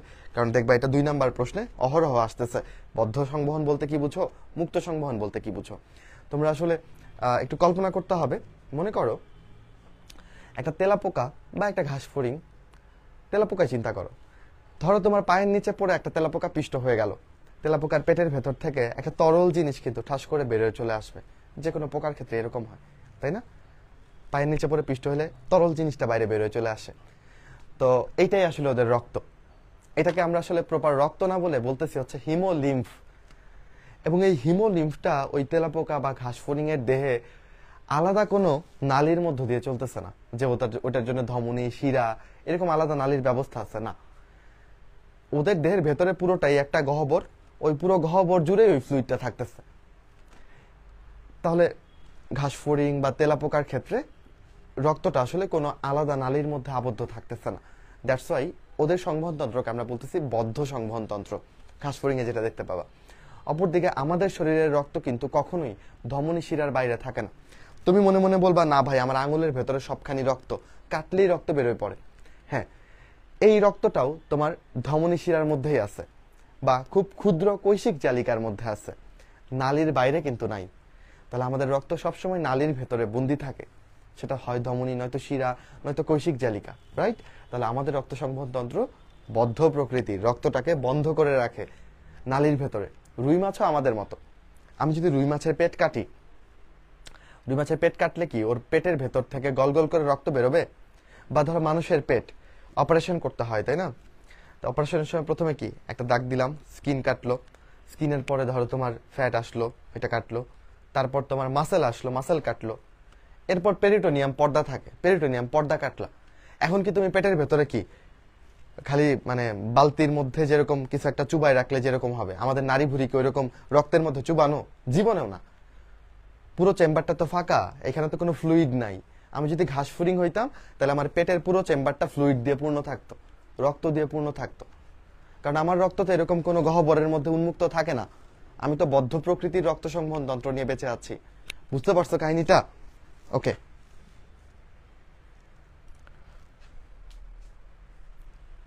ওকে, আচ্ছা, তাহলে বদ্ধ প্রকৃতির ডান। এবার আসো এক বর্তনী আর দ্বিবর্তনী সংবহন, এগুলো 2 নাম্বার প্রশ্নের জন্য অনেক বেশি ইম্পর্টেন্ট, টপ মোস্ট ইম্পর্টেন্ট, প্রচুর আসবে যে রুই মাছের রক্ত সংবহন তন্ত্রকে কেন এক বর্তনী সংবহন বলা হয়। তুমি অনেক কথা লিখবা, আরেকজন মানে আমি কি করব জানো, আমি হচ্ছে চট করে এই ছবিটা আঁকবো। আচ্ছা, এই ছবি আঁকা তো চট করে সম্ভব না, তুমি বলো ভাই টাইম লেগে যাবে। তো আমি এটাকে ইজি করে কিভাবে আঁকতে পারি আমি তোমাকে দেখাই। আগে এই ছবিটা বুঝাইনি, তারপর কিভাবে আঁকবো আমি তোমাকে দেখাবো। এটা রুই মাছের হার্ট, 2 প্রকোষ্ঠ বিশিষ্ট একটা হৃৎপিণ্ড। এই হৃৎপিণ্ডের মধ্য দিয়ে রক্তটা যায় হচ্ছে ফুলকাতে বিশুদ্ধ হওয়ার জন্য। ফুলকা থেকে আর হৃৎপিণ্ডে ফেরত আসে না, ফুলকা থেকে ডিরেক্ট দেহে চলে যায়, দেহ থেকে কার্বন ডাইঅক্সাইড যুক্ত হয়ে আবার হার্টে আসে। ব্যাপারটাকে বোঝানোর জন্য আমার জাস্ট একটা সার্কিট দরকার হয়েছে, রাইট? এই যে এই পুরোটা মিলে একটা সার্কিট, তাই এটাকে একবর্তনী সংবহন বলতেছি। অপরদিকে আমি যদি মানুষের সংবহন বোঝার চেষ্টা করি, মানুষের সংবহনের ক্ষেত্রে থিঙ্ক দ্যাট এটা হচ্ছে হার্ট, রাইট? আচ্ছা, এটা হচ্ছে ধরো আমার বডি, আমার বডির প্রতিনিধিত্ব করতেছে এটা। আর ধরো আমি আচ্ছা এটাকে ধরতেছি লাং। আর একটা ফাংশনাল ফিগার রাখতেছি তোমাকে বোঝানোর জন্য। ওকে, এবার দেখো হার্ট থেকে বিশুদ্ধ রক্ত কোথায় আসতেছে? বডিতে আসতেছে, তাই না? বডি থেকে এই রক্তটা কার্বন ডাইঅক্সাইড যুক্ত হয়ে কোথায় চলে যাচ্ছে? দেখা যাচ্ছে কিনা এই রং? হার্টে যাচ্ছে। হার্ট সেই কার্বন ডাইঅক্সাইড যুক্ত রক্তটাকে আবার কোথায় পাঠাচ্ছে? লাংসে পাঠাচ্ছে। লাংসে গিয়ে সেই কার্বন ডাইঅক্সাইড যুক্ত রক্ত অক্সিজেনেটেড হচ্ছে এবং সেখান থেকে হার্টে আসতেছে। এটা হচ্ছে একটা মানুষের সংবহন। সিম্পলি দেখাইতে গেলেও এখানে কয়টা লাগতেছে আমার বলো? বর্তনী কয়টা লাগতেছে? 2টা বর্তনী লাগতেছে, রাইট? এটা তোমার একটা বর্তনী, এটা তোমার আরেকটা বর্তনী। তাহলে মানুষের রক্ত সংবহন তন্ত্র হচ্ছে দ্বিবর্তনী সংবহন, তাই না? অপরদিকে রুই মাছের ক্ষেত্রে কি হচ্ছে? রুই মাছের ক্ষেত্রে রুই মাছেরটা যদি আঁকি আমি, এটা রুই মাছের হার্ট, এটা ধরো রুই মাছের হচ্ছে ফুলকা বা গিল, আর এটা হচ্ছে রুই মাছের বডি। কাহিনী যেটা হচ্ছে রুই মাছের ক্ষেত্রে, অক্সিজেনেটেড ব্লাড গিলে এসে এটা অক্সিজেন যুক্ত হচ্ছে ফুলকাতে এসে, রাইট? এটা চলে আসলো বডিতে, বডি থেকে সে কার্বন ডাইঅক্সাইড যুক্ত হয়ে যাচ্ছে, এটা কোথায় যাচ্ছে? হার্টে যাচ্ছে অক্সিজেনেটেড হওয়ার জন্য। না, ওর হার্ট তো অক্সিজেনেট করবে না। আচ্ছা, হার্ট এটাকে এই কার্বন ডাইঅক্সাইড যুক্ত রক্তকে পাম্প করে গিলে পাঠিয়ে দিচ্ছে, কারণ এখানে সে অক্সিজেনেটেড হবে, রাইট? এবং গিল থেকে সে কিন্তু ফুলকা থেকে সে কিন্তু হার্টে ঢুকতেছে না, বডিতে চলে যাচ্ছে ডিরেক্ট। রুই মাছের সংবহনটাকে বোঝানোর জন্য আমার কয়টা বর্তনী লাগলো? এক বর্তনী, তাই না? তাহলে এটা হচ্ছে এক বর্তনী সংবহন। তো এই সিম্পলিফাইড ছবিটা আমি তোমাকে বুঝিয়ে বুঝিয়ে পড়ালাম বলে অনেকক্ষণ সময় লাগলো, বাট তুমি যদি রুই মাছের সংবহন তন্ত্রকে কেন এক বর্তনী সংবহন বলা যদি আসে, এভাবে একটা ছবি যদি তুমি চট করে এঁকে ফেলো, আমি যেভাবে আঁকছি, কতক্ষণ লাগবে? স্যার যদি দেখে তুমি এরকম একটা কিছু এঁকে দিচ্ছ আর দুইটা কথা তুমি কি লিখছো এটা পড়ার দরকার নেই, আমি বুঝে যাবো, তুমি ফুল মার্কস পেয়ে যাবা এখান থেকে। বুঝছি ব্যাপারটা?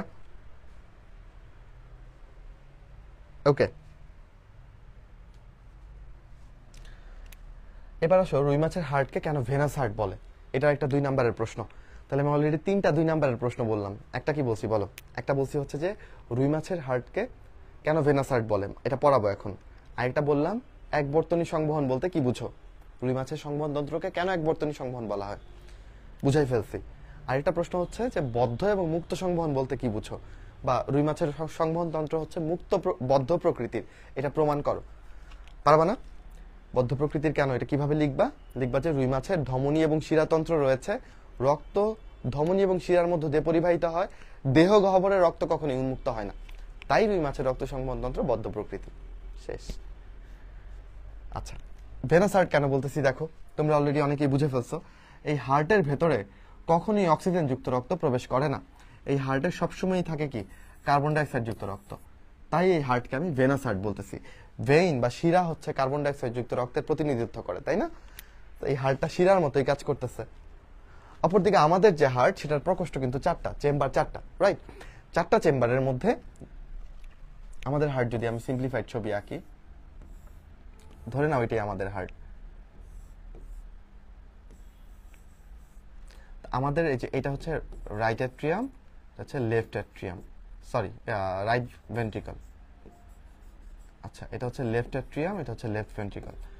তোমাকে যদি প্রশ্ন করি আমাদের হার্টের কোন অংশটাকে আমি ভেনাস হার্ট বলতে পারি, যদিও বলি না, বাট গ্রামাটিক্যালি আমাদের হার্টের ডান পাশ নাকি বাম পাশ কোনটাকে ভেনাস হার্ট বলা যায়?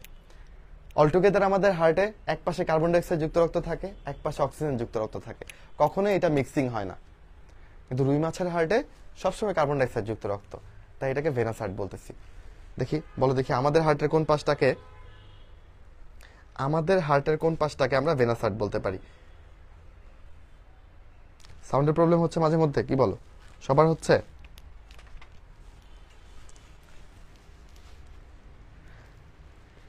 এসএসসিতে এ পেলে মেডিকেলে কত মার্কস কেটে যায়, এটা তুমি করবা কি? এসএসসিতে যে জিপিএ পেয়েছো সেটাকে তুমি 15 দিয়ে গুণ করবা।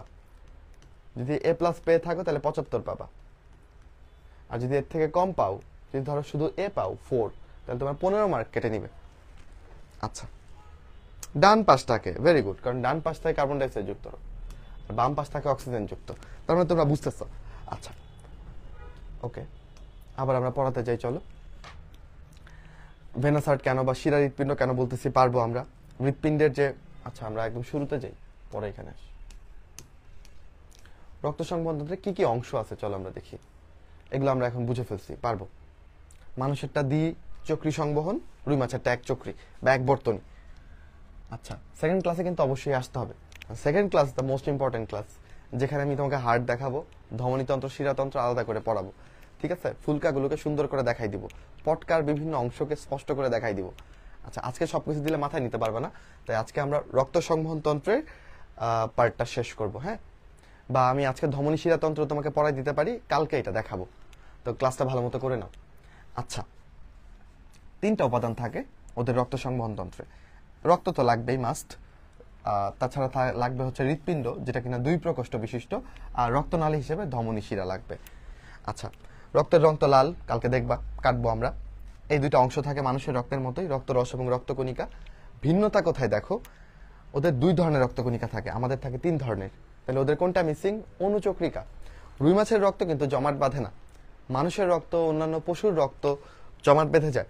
কোরবানি পশুর রক্ত দেখবা কিছুক্ষণ পর দেখবা যে থকথকে দইয়ের মতো জমাট বেঁধে গেছে, কিন্তু মাছের রক্ত এইভাবে জমাট বাঁধে না, কারণ মাছের মধ্যে অনুচক্রিকা নাই, তাই জমাট বাঁধে না, মনে থাকবে। আর আমাদের লোহিত রক্তকণিকা হচ্ছে নিউক্লিয়াস বিহীন। হ্যাঁ, যখন সে অপরিণত থাকে, অস্থিমজ্জার ভেতরে থাকে, তখন আমাদের লোহিত রক্তকণিকার নাম হচ্ছে এরিথ্রোব্লাস্ট। ব্লাস্ট মানে অপরিণত কোষ, তখন তার একটা নিউক্লিয়াস থাকে। বাট আমাদের পরিণত লোহিত রক্তকণিকা, যার নাম এরিথ্রোসাইট, সাইট মানে পরিণত কোষ, তার কিন্তু নিউক্লিয়াস থাকে না। এই দিকটাতে রুই মাছ আবার আমাদের থেকে ভিন্ন।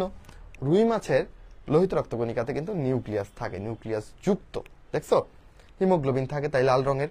ওকে, আর শ্বেত রক্তকণিকা মোটামুটি কাছাকাছি মিল সম্পন্ন। আমাদের শ্বেত রক্তকণিকা অবশ্য মানে শ্বেত বলতেছি তাই এটার রংটা অনেকটা সাদা চিন্তা করতে পারো, ওদেরটা হচ্ছে বর্ণহীন। হ্যাঁ, এবং এটা দেখো নির্দিষ্ট আকৃতি থাকে না, শ্বেত রক্তকণিকা ডিফারেন্ট ডিফারেন্ট সাইজের হয়, আমাদের শ্বেত রক্তকণিকা সাধারণত গোলাকার। ওকে, তুলনা করে ফেললাম, তাই না?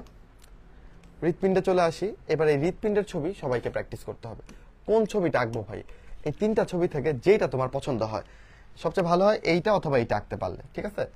এটা হচ্ছে আমার 1 নাম্বার পছন্দ, এটা 2 নাম্বার, আর এটা হচ্ছে 3 নাম্বার পছন্দ। কিন্তু এই ছবি তোমাকে আঁকতে দিবে। বা রুই মাছের রক্ত সংবহন তন্ত্র নিয়ে যে কোনো প্রশ্ন করলে তুমি জোর করে ছবি এঁকে দিবা, তুমি স্যারকে বাধ্য করবো আমাকে ফুল মার্কস দেন, কারণ আমি ছবি আঁকছি। বুঝতে পারছো? আচ্ছা, তো দেখো চেম্বারগুলো তোমাকে দেখাই।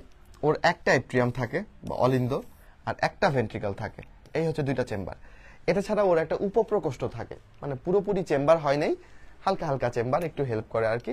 সেটার নাম হচ্ছে, এই যে এখানে দেখাইছে, এটার নাম হচ্ছে সাইনাস ভেনোসাস। ঠিক আছে, সাইনাস মানে গহ্বর, আর ভেইন থেকে আসছে ভেনোসাস, সাইনাস ভেনোসাস, এটা একটা উপপ্রকোষ্ঠ। তুমি বলতে পারো ভাই তাহলে ভেন্ট্রিকলের উপরে এই যে একটু স্ফীত হয়ে আছে, এটাও বোধহয় একটা উপপ্রকোষ্ঠ। না, এটা কোনো উপপ্রকোষ্ঠ না, এটা প্রকোষ্ঠের স্ট্রাকচারের পরে না, এটা বেসিক্যালি একটা ধমনীর গোড়া যেটা একটু ফুলে গেছে। ধমনীটির নাম হচ্ছে ভেন্ট্রাল অ্যাওয়ার্টা। ভেন্ট্রাল মানে হচ্ছে পেটের দিকে, আর অ্যাওয়ার্টা মানে মহাধমনী। তো ওদের পেটের দিকে যে বড় ধমনীটা থাকে ওটার নাম ভেন্ট্রাল অ্যাওয়ার্টা, তার গোড়াটা অনেক ফুলে যায়, সেইটার নাম আমি দিছি ভালভাস আর্টারিওসাস। এবার আসো, বায়োলজিতে বাল্ব শব্দের অর্থ কি? বাল্ব মানে হচ্ছে যেখানটা ফুলে থাকে। যেমন আমরা উদ্ভিদ বিজ্ঞানে বাল্ব ব্যবহার করি কাদের জন্য জানো? পেঁয়াজ রসুন। পেঁয়াজ রসুনটা কেন একটা বাল্বের মতো না? পেঁয়াজ রসুনটা এরকম ফুলে থাকে না, বলো? তো পেঁয়াজ রসুন হচ্ছে বাল্বের এক্সাম্পল। এই জায়গাটা ফুলে আছে, তাই এটাকে বালভাস বলতেছি। আর এটা কেন ফুলে আছে? ধমনীর একটা গোড়া হিসেবে। তো এটাকে তো আমি ভেনোসাস বলতে পারবো না, এটা তো ভেইনের কিছু না, তাই না? এটা ধমনীর গোড়া, তাই এটাকে আর্টারিওসাস বলছি। ধমনীর ইংরেজি হচ্ছে আর্টারি। আর এই সাইনাস ভেনোসাস, এটা বেসিক্যালি ভেইন গুলো এসে এখানে শেষ হচ্ছে, তো এই জন্য এটার নাম ভেনোসাস। সাইনাস মানে গহ্বর, আর ভেনোসাস মানে ভেইন গুলো এসে এখানে মিশতেছে। আর্টারিওসাস মানে এটা আর্টারির সাথে রিলেটেড, বুঝছো? সাইনাস মানে গহ্বর, আর বাল্ব মানে ফুলে থাকা। শব্দগুলো ভেঙে পড়তে পারলাম, বুঝতে পারলাম। এবার যদি আমি ওকে ভেতর থেকে দেখি, আমি ওকে ধরো লম্বচ্ছেদ করলাম, ঠিক আছে? লম্বচ্ছেদ করলে আমি ওর প্রাচীরগুলো দেখতে পাবো। খেয়াল করে দেখো, ওর এটা হচ্ছে ওর ভেন্ট্রিকলের প্রাচীর। ভেন্ট্রিকলের ব্যাপারটা এরকম, ভেন্ট্রিকলের ওয়াল থাকে অনেক পুরু, দেখছো ওয়ালটা কত ঠিক। অপরদিকে অ্যাট্রিয়ামের ওয়াল কিন্তু এতখানি ঠিক না, অ্যাট্রিয়ামের ওয়াল কিন্তু চিকনা। বাইরে থেকে দেখে আমি যদি তোমাকে জিজ্ঞেস করি রুই মাছের কোন প্রকোষ্ঠটা বড়, অ্যাট্রিয়াম নাকি ভেন্ট্রিকল, তুমি দেখেই বলবা ভাই ভেন্ট্রিকল বড়। কিন্তু দেখো, এই যে খালি বাইরের প্যাকেট দেখলে আসলে হয় না, তাই না? ভেতরে কি আছে এটাও দেখতে হবে তোমাকে। বেসিক্যালি রুই মাছের হৃৎপিণ্ডের বড় প্রকোষ্ঠের নাম হচ্ছে অ্যাট্রিয়াম। এটার ভেতরে জায়গা বেশি, এটার ভেতরে জায়গা তুলনামূলক কম, কারণ এটা প্রাচীর মোটা, বুঝছো? তাহলে রুই মাছের বড় প্রকোষ্ঠ কিন্তু অ্যাট্রিয়াম, ভেন্ট্রিকলের ভেতর তার থেকে কম জায়গা। আর এটা হচ্ছে সাইনাস ভেনোসাস, যেখানে সব ভেইনগুলো এসে মিলতেছে। আর এটা ভালভাস আর্টারিওসাস, এটাকে কোনো প্রকোষ্ঠ বা উপপ্রকোষ্ঠ বলতেছি না, এটা হচ্ছে ভেন্ট্রাল অ্যাওয়ার্টা। ভেন্ট্রাল মানে পেটের দিকে, অ্যাওয়ার্টা মানে মহাধমনী, যেখান থেকে সব ধমনী বের হবে। ওই মহাধমনীর গোড়াকে ভালভাস আর্টারিওসাস বলছি। হার্টের স্ট্রাকচার আঁকা কি খুব কঠিন হবে? তেমন কোনো কঠিন হবে না, তাই না? সোজাই, কিন্তু টুকটাক প্র্যাকটিস করলে হবে। আর যারা এই দুইটা গুলাই ফেলতেছো, ভাই এগুলো আঁকতে গেলে আমার পরীক্ষার ফুল টাইম শেষ হয়ে যাচ্ছে, তারা এটা আঁকবা, তাও আঁকবা, তবু হার্টের ছবি আঁকবা, কেমন? প্র্যাকটিস কিন্তু করবা। এটাকে কত স্টার দিব? 6 স্টার দিলাম। সিকিউ আনসার করতে চাইলে এটা অবশ্যই আঁকা শিখতে হবে। ওকে, আচ্ছা, এখন দেখো, রুই মাছে একটা উপপ্রকোষ্ঠ আছে যেটার নাম হচ্ছে সাইনাস ভেনোসাস, তাই না? আরেকটা উপপ্রকোষ্ঠ আমরা উভচরের মধ্যে পাই, সেই উপপ্রকোষ্ঠের নাম হচ্ছে কোনাস আর্টারিওসাস। তাহলে তোমাকে জাস্ট এখান থেকে যেটা জানতে হবে যে এই কোনাস আর্টারিওসাস আর্টারিওসাস এটা কি রুই মাছে থাকে না, এটা কাদের থাকে? এটা উভচরে থাকে। এটা অনেক সময় প্রশ্নে দিয়ে দেয়। হ্যাঁ, এই কোনাস আর্টারিওসাস থাকে উভচরে, আর সাইনাস ভেনোসাস থাকে হচ্ছে রুই মাছে। বালভাস আর্টারিওসাস তো কোনো উপপ্রকোষ্ঠই না, জাস্ট একটা ধমনীর স্ফীত গোড়া। ওকে, এবার এই লাইনগুলো পড়লে তুমি দেখবা পারতেছ। এবার এখানে কিছু হৃৎপিণ্ডের কপাটিকা নিয়ে কথা আছে। কপাটিকাগুলোকে যদি চিনতে চাও, কপাটিকার নামগুলো খুব ইজি। যাদের মোটামুটি সূক্ষ্ম বুদ্ধি আছে, অল্প বুদ্ধি আছে, তারাও এটা পারবা। আমি তোমাকে না পড়িয়ে যদি জিজ্ঞেস করি তবুও তুমি পারবা। দেখো, আমি তোমাকে 3 রকম কপাটিকার নাম চট করে শিখাই ফেলি। দেখো, মুখস্থ করার কিচ্ছু নাই। এটা সাইনাস ভেনোসাস, এটা তোমার হচ্ছে অ্যাট্রিয়াম। এই দুইটার মাঝখানে যে কপাটিকা আছে, কপাটিকা মানে একমুখী রাস্তা, যেদিক দিয়ে রক্ত ঢুকতে পারবে, বাট ব্যাক করতে চাইলে দরজা বন্ধ হয়ে যাবে, এরকম। এই কপাটিকাকে তুমি বলবা হচ্ছে সাইনো অ্যাট্রিয়াল কপাটিকা, রাইট? সাইনাস থেকে আসছে সাইনো, অ্যাট্রিয়াম থেকে অ্যাট্রিয়াল। সাইনো অ্যাট্রিয়াল কপাটিকা কোথায় থাকবে? সাইনাস ভেনোসাস অ্যাট্রিয়ামের মাঝখানে। এবার এটাকে কি বলবা? এই কপাটিকাটাকে কি বলবা? এটা আছে অ্যাট্রিয়াম আর ভেন্ট্রিকলের মাঝখানে, অ্যাট্রিও ভেন্ট্রিকুলার কপাটিকা। একদম ইজি, অ্যাট্রিয়াম আর ভেন্ট্রিকলের মাঝখানে। এবার এইটা তোমরা কমেন্ট করো, এটা কমেন্ট করো, এটা কি হইতে পারে? এটা হচ্ছে ভেন্ট্রিকল আর ভালভাস আর্টেরিওসাসের মাঝখানে। সিরিয়ালি যাও, প্রথমটা যেহেতু ভেন্ট্রিকল, তাহলে কি বলবা? ভেন্ট্রিকুলো ভালভাস কপাটিকা। হয়ে গেল আমাদের কপাটিকার নাম।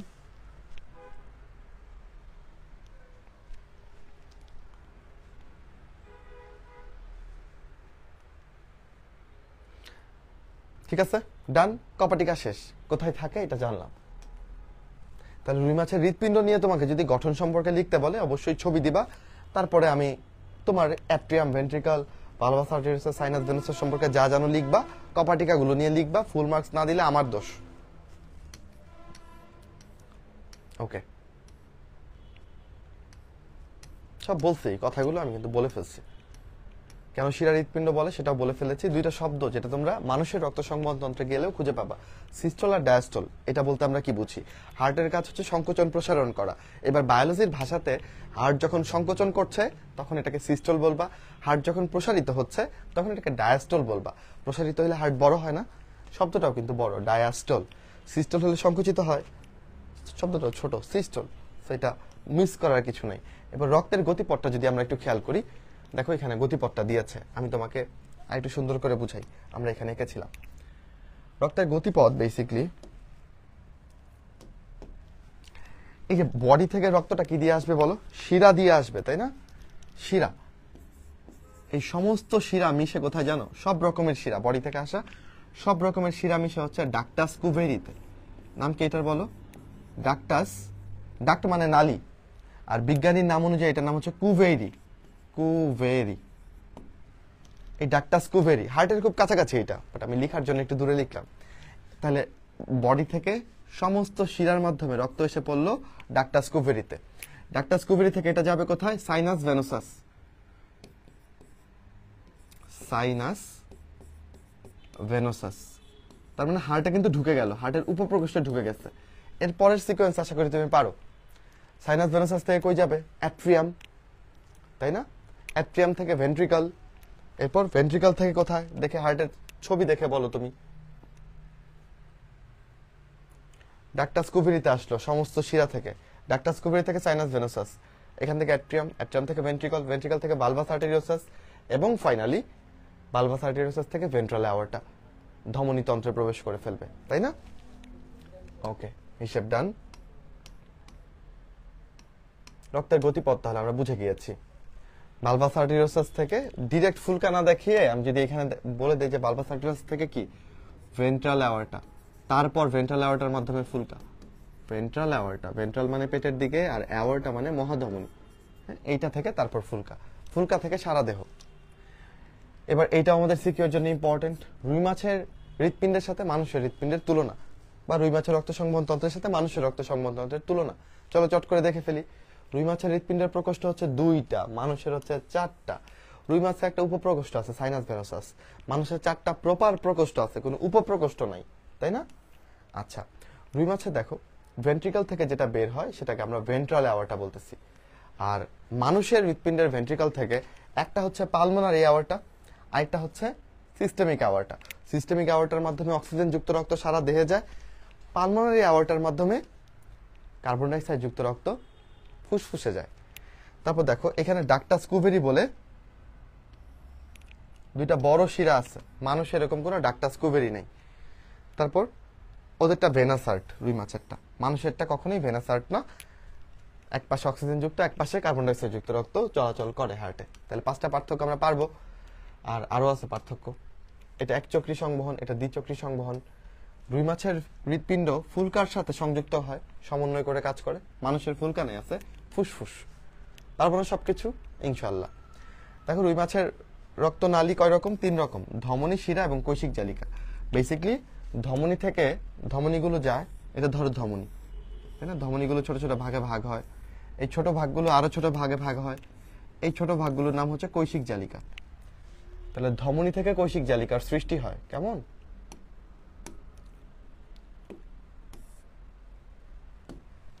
সেই কৈশিক জালিকাগুলো মিলে মিলে আবার কি তৈরি করে? শিরা তৈরি করে। কৈশিক জালিকাগুলো মিলে শিরা তৈরি করে। তাহলে কি কি অংশ পাচ্ছি আমরা? ধমনী পাচ্ছি, কৈশিক জালিকা পাচ্ছি, শিরা পাচ্ছি। এই 3টা হচ্ছে মেইন। এটা ছাড়া ওদের কিছু কি থাকে? অনুপ্রস্থ অ্যানাস্টোমোসিস। এই শব্দ পড়ে তোমাদের মাথা ঘুরবে, ভাই অ্যানাস্টোমোসিস এটা মানে আবার কি? খেয়াল করো, মনে করো আমার এটা একটা শিরা, এটা মনে করো আরেকটা শিরা, 2টা শিরা ধরো উপর দিকে উঠছে, ঠিক আছে? এই দিকে উঠছে উপর দিকে, ওকে। এই 2টা শিরার মাঝখানে আমি ধরো আরো আরো কিছু কানেক্টিং শিরা দিছি, সংযোগকারী শিরা। এদের সাথে এটাও মনে করো একটা শিরা, এটাও একটা শিরা। এইরকম যদি সংযোগ হয়, এই সংযোগটা কি অনুপ্রস্থ ভাবে হয়েছে না? ট্রান্সভার্সলি হয়েছে, মোয়ের মতো। তাই এটাকে আমরা অনুপ্রস্থ অ্যানাস্টোমোসিস বলছি। অ্যানাস্টোমোসিস মানে জোড়া লাগানো। তো এই 2টা শিরার মাঝখানে জোড়া লাগাইলে হচ্ছে এরা। তাই এই শিরাগুলোর নাম হচ্ছে ট্রান্সভার্স অ্যানাস্টোমোসিস। শিখলা? ওকে। এবার আমরা রুই মাছের ধমনীতন্ত্র পড়তে চাচ্ছি, দ্য মোস্ট টাফ টপিক এই চ্যাপ্টারের। কিন্তু ফ্যাক্ট হচ্ছে, আচ্ছা এটা থেকে সিকিউ আসতে আমরা দেখি না এখনো, ধমনীতন্ত্র, শিরাতন্ত্র, কারণ এগুলো দিলে পুলাপান একদম লেজে কোপরে হয়ে যাবে, এগুলো লিখতে পারবে না কেউ। কিন্তু আমরা যারা মেডিকেলে টপ করতে চাই, ভালো করতে চাই, ভালো মেডিকেলে পড়তে চাই, ভালো মেডিকেল না, যারা মেডিকেলে পড়তে চাই, দেখো বইয়ের, জুলজি বইয়ের প্রত্যেকটা আনাচে কানাচে তোমার পরিচিত থাকতে হবে।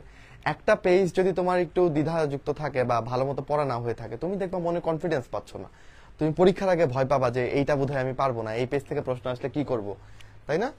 তখন মানে এই যে খালি মানে ভাগ্যের উপর ভরসা করে যে আল্লাহ এটা থেকে যেন না আসে, এটা থেকে যেন না আসে, এভাবে পার করতে হবে তোমাকে। কিন্তু আমরা এটা চাই না, আমরা চাই তুমি কনফিডেন্ট হও, যেখান থেকে আসুক আমি যেন পারি, তাই আমি সবকিছু ভালো মতো বুঝবো। চলো রুই মাছের ধমনীতন্ত্রটা তোমাকে পড়াই, ধমনী আর শিরাতন্ত্রটা আজকে পড়াবো। আর আগামী ক্লাসে এটা দিয়ে রিক্যাপ করে, সব থেকে কঠিন পার্ট, এই জন্য আজকেও একটু পড়াবো, কালকেও একটু পড়াবো। আগামী ক্লাসে এটা দিয়ে রিক্যাপ করে আমরা পড়া শুরু করব, ঠিক আছে? আচ্ছা, তো যাদের ভালো করার ইচ্ছা আছে তারা এটা ভালো মতন বুঝে নাও। এই ছবিটা আমি যেটা বললাম শুরুতে, আমি এটা মুখস্থ করছি ছোটবেলায়, বাট আমি এটা জানি এবং এটা আমি তোমাকে দেখাই দিব রুই মাছ থেকে ইনশাল্লাহ। আচ্ছা, আজকে শুধু নামগুলো শুনে কানটা একটু পাকাও, হ্যাঁ, যেন কালকের ক্লাসে তোমার এটা সোজা হয়, মানে পরশু দিনের ক্লাসে। চলো আমরা ভাইয়ার বিখ্যাত একটা কথা জানি যে যে ছবি দেখতে জানে না সে ঝড়ের আর্তনাদ শুনবে। তো ছবি দেখে পড়বা, এটা তোমার মুখস্থ রাখার, প্যারাতে যেতে হবে না। ছবি আমি চোখ বন্ধ করলেই তো দেখতে পাচ্ছি ছবিতে কি কি আছে, ফলে আমার জন্য এটা অনেক ইজি।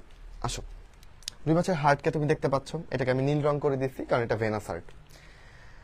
হার্টের মধ্যে আমি তোমাকে যে জায়গাগুলোকে চিনাই, এটা অ্যাট্রিয়াম, এটা ভেন্ট্রিকল, হ্যাঁ না এটা সাইনাস ভেনাসাস, এটা অ্যাট্রিয়াম, এটা ভেন্ট্রিকল। আর এই গোড়াটার নাম হচ্ছে বালভাস আর্টেরিওসাস। চিনছো?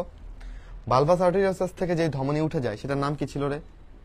সেটার নাম ছিল ভেন্ট্রাল অ্যাওয়ার্টা। মনে করে দেখো, অ্যাওয়ার্টা মানে মহাধমনী, সব ধমনীর গোড়া, সেটা হচ্ছে অ্যাওয়ার্টা। তাহলে এই ভেন্ট্রাল অ্যাওয়ার্টা এই পর্যন্ত আশা করি আমি বুঝতে পারছি। সবাই মনোযোগ দিয়ে শোনো, আগামী 10 মিনিট আমি তোমার পূর্ণ মনোযোগ চাই। এটা একবার বুঝে গেলে তুমি আমার একটা ধন্যবাদ দিবা, কারণ কেউ তোমাকে এটা ধরে বুঝাই দিবে না, শিওর থাকো। বা রুই মাছের ঠিক কোন অংশে এই স্ট্রাকচারটা থাকে এটাও তুমি কোনোদিন বুঝতে পারবে না, হ্যাঁ, পরে এই অবুঝ ব্যাপারটা অবুঝই থেকে যাবে আজন্ম। চলো কোথায় আছি বলো? ভেন্ট্রাল অ্যাওর্টা, এটুকু পর্যন্ত আমি চিনেছি।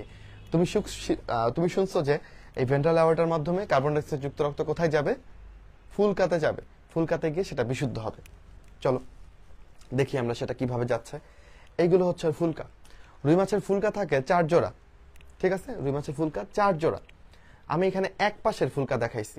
তুমি বলবা ভাই এখানে তো আমি একটা, দুইটা, তিনটা, চারটা, তো এই পাশে 4টা আর এই পাশে ধরো আরো 4টা আছে। কল্পনা করে নাও, 1 2 3 4, দুই পাশে মনে করো 4 জোড়া ফুলকা আছে। তাইলে তবুও তো ভাই উপরে আমি আরেকটা ফুলকার মতো স্ট্রাকচার দেখতে পাচ্ছি।